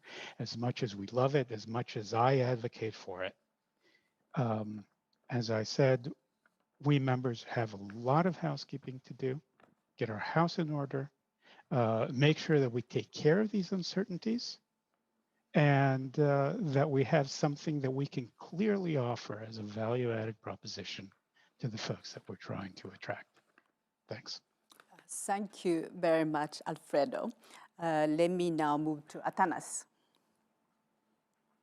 Thank you, Micah. I think that the discussion was really thought-provoking. I think the idea about the possible committee on accessions that Cecilia raised could be helpful in making this issue more prominent within the WTO context by informing from time to time the General Council about the state of affairs and probably making some suggestions on decisions to take. But however, I wouldn't advise that this committee becomes a new step between the Working Party and the General Council. I think that the moment the Working Party has finalized its work, it has to go directly to the General Council because, of course, the Working Party normally is headed by an ambassador that is having the rank and responsibility of all the chairs of the first tier committees. And I wouldn't advise that the Working Party becomes somehow a second-grade body in the WTO. So keeping the role of the Working Party, we could have a committee that could discuss the issues on accession in general, the process of accession, the way to make the accessions more speeded up, the resources needed for them. And of course, in this committee, we could invite all the acceding countries and have discussion with them on the general issues, not on the state of their particular accessions, but on the issues that they see in the process, which could be resolved in a way to expedite accessions. Well, that's what I would like to say. And once again, thank you for this very interesting discussion. Thank you very much, Atanas. Let me now invite Mozamil. Thank you, Micah. I will focus on two things. One, when we were acceding to World Trade Organization, when the delegation from the WTO, our chairperson and former director, Accession, they visited Kabul and had a meeting with President Ashraf Ghani. So he mentioned in his meeting that I want to implement real market economy through acceding to World Trade Organization. So accession process viewed by Ashraf Ghani as an instrument to implement market economy in Afghanistan. That was one thing. Second, for us, when we were negotiating our accession process, for us, the important thing was that we should have our domestic reform, those things that we can easily do. Because we got the support, we had donors funding us, and we were having all those exposure and everything. So I think that was a greater opportunity for us to benefit from the accession process in order to do the domestic reform. And I think that helped us not only in terms of procedures, building institution, all those things, but at the same time, one thing I was always doing in order to gain the confidence and also to enrich our legal document, I would be sharing, I was sharing all the legal document with member countries. So to get their feedback on it. So, it's not necessary that you accept all those things, but it helped us to enrich our legal framework. That was one thing. Second thing on bringing officials to Geneva, I think that's a great idea. We, in our accession process, before we starting our first meeting, we did two major things. One, we have taken our whole negotiation team, including 20-25 members, to Nepal, because it was somehow similar country to Afghanistan, dependent on transit, landlocked developed countries, LDC, all those things recently exceeded. So we wanted to learn something from them. Second, we brought people, our negotiation team, few days before the working party meeting to sit and watch another working party meeting, how things are moving on. And during the working party meeting, most of the member might have witnessed that I would bring private sector representative with us in negotiation team. I would bring parliamentarians with me in the negotiation team, so that to enrich their knowledge about WTO and also to make it an inclusive effort. So I think that will be a greater idea for the future acceding members. Thank you. Thank you very much, Mozamil. Cecilia, 1 minute. Yes, thank you. Having been so valuable in my first presentation, I'll be terse this time. I firmly believe that the value of the accession process as gilt-edge technical assistance is being recognized, and that definitely has been recognized by the participants in this panel. More resources are necessary to the Secretariat, more resources from the members. And I don't mean simply throwing money at it through the budget, but perhaps this concept of secondment of people to help dig into the pile of paper that accompanies all accessions. And finally, visibility. Accessions need their own committee in order to enhance their visibility in the system and to upgrade the recognition by the WTO that, given the political winds that blow, we truly, truly need accessions in the WTO to keep us all on the straight and narrow and to ensure that countries coming in are prepared for what they are committing to. Thank you again. Thank you very much, Cecilia. In many ways, I think you have sort of summarized, main point. I think, in the first round of discussion, lots of ideas came, and I think the second round is sort of help us to, which are the probably more feasible, because I think it's best to try to focus on what is more practically be able to implement. So I think what we'll be doing next, for next period, as we try to think how we're going to organize our work, we will definitely, look into these different ideas and options so that we could, start advance towards this goal of still. It is a goal. I think we always need a goal, so we need to move towards this membership universality, whenever it's 10 years or even later. So thank you very much for all your valuable input to this discussion. And then I do not want to summarize, because I think last round really summarized key point. But I think if I could comment on the bringing people to Geneva and connect, I think we live in a different world now. Virtual platform, including this China Roundtable. Actually, we can now connect. We can connect all the acceding government. Actually, by the way, many of you are connected.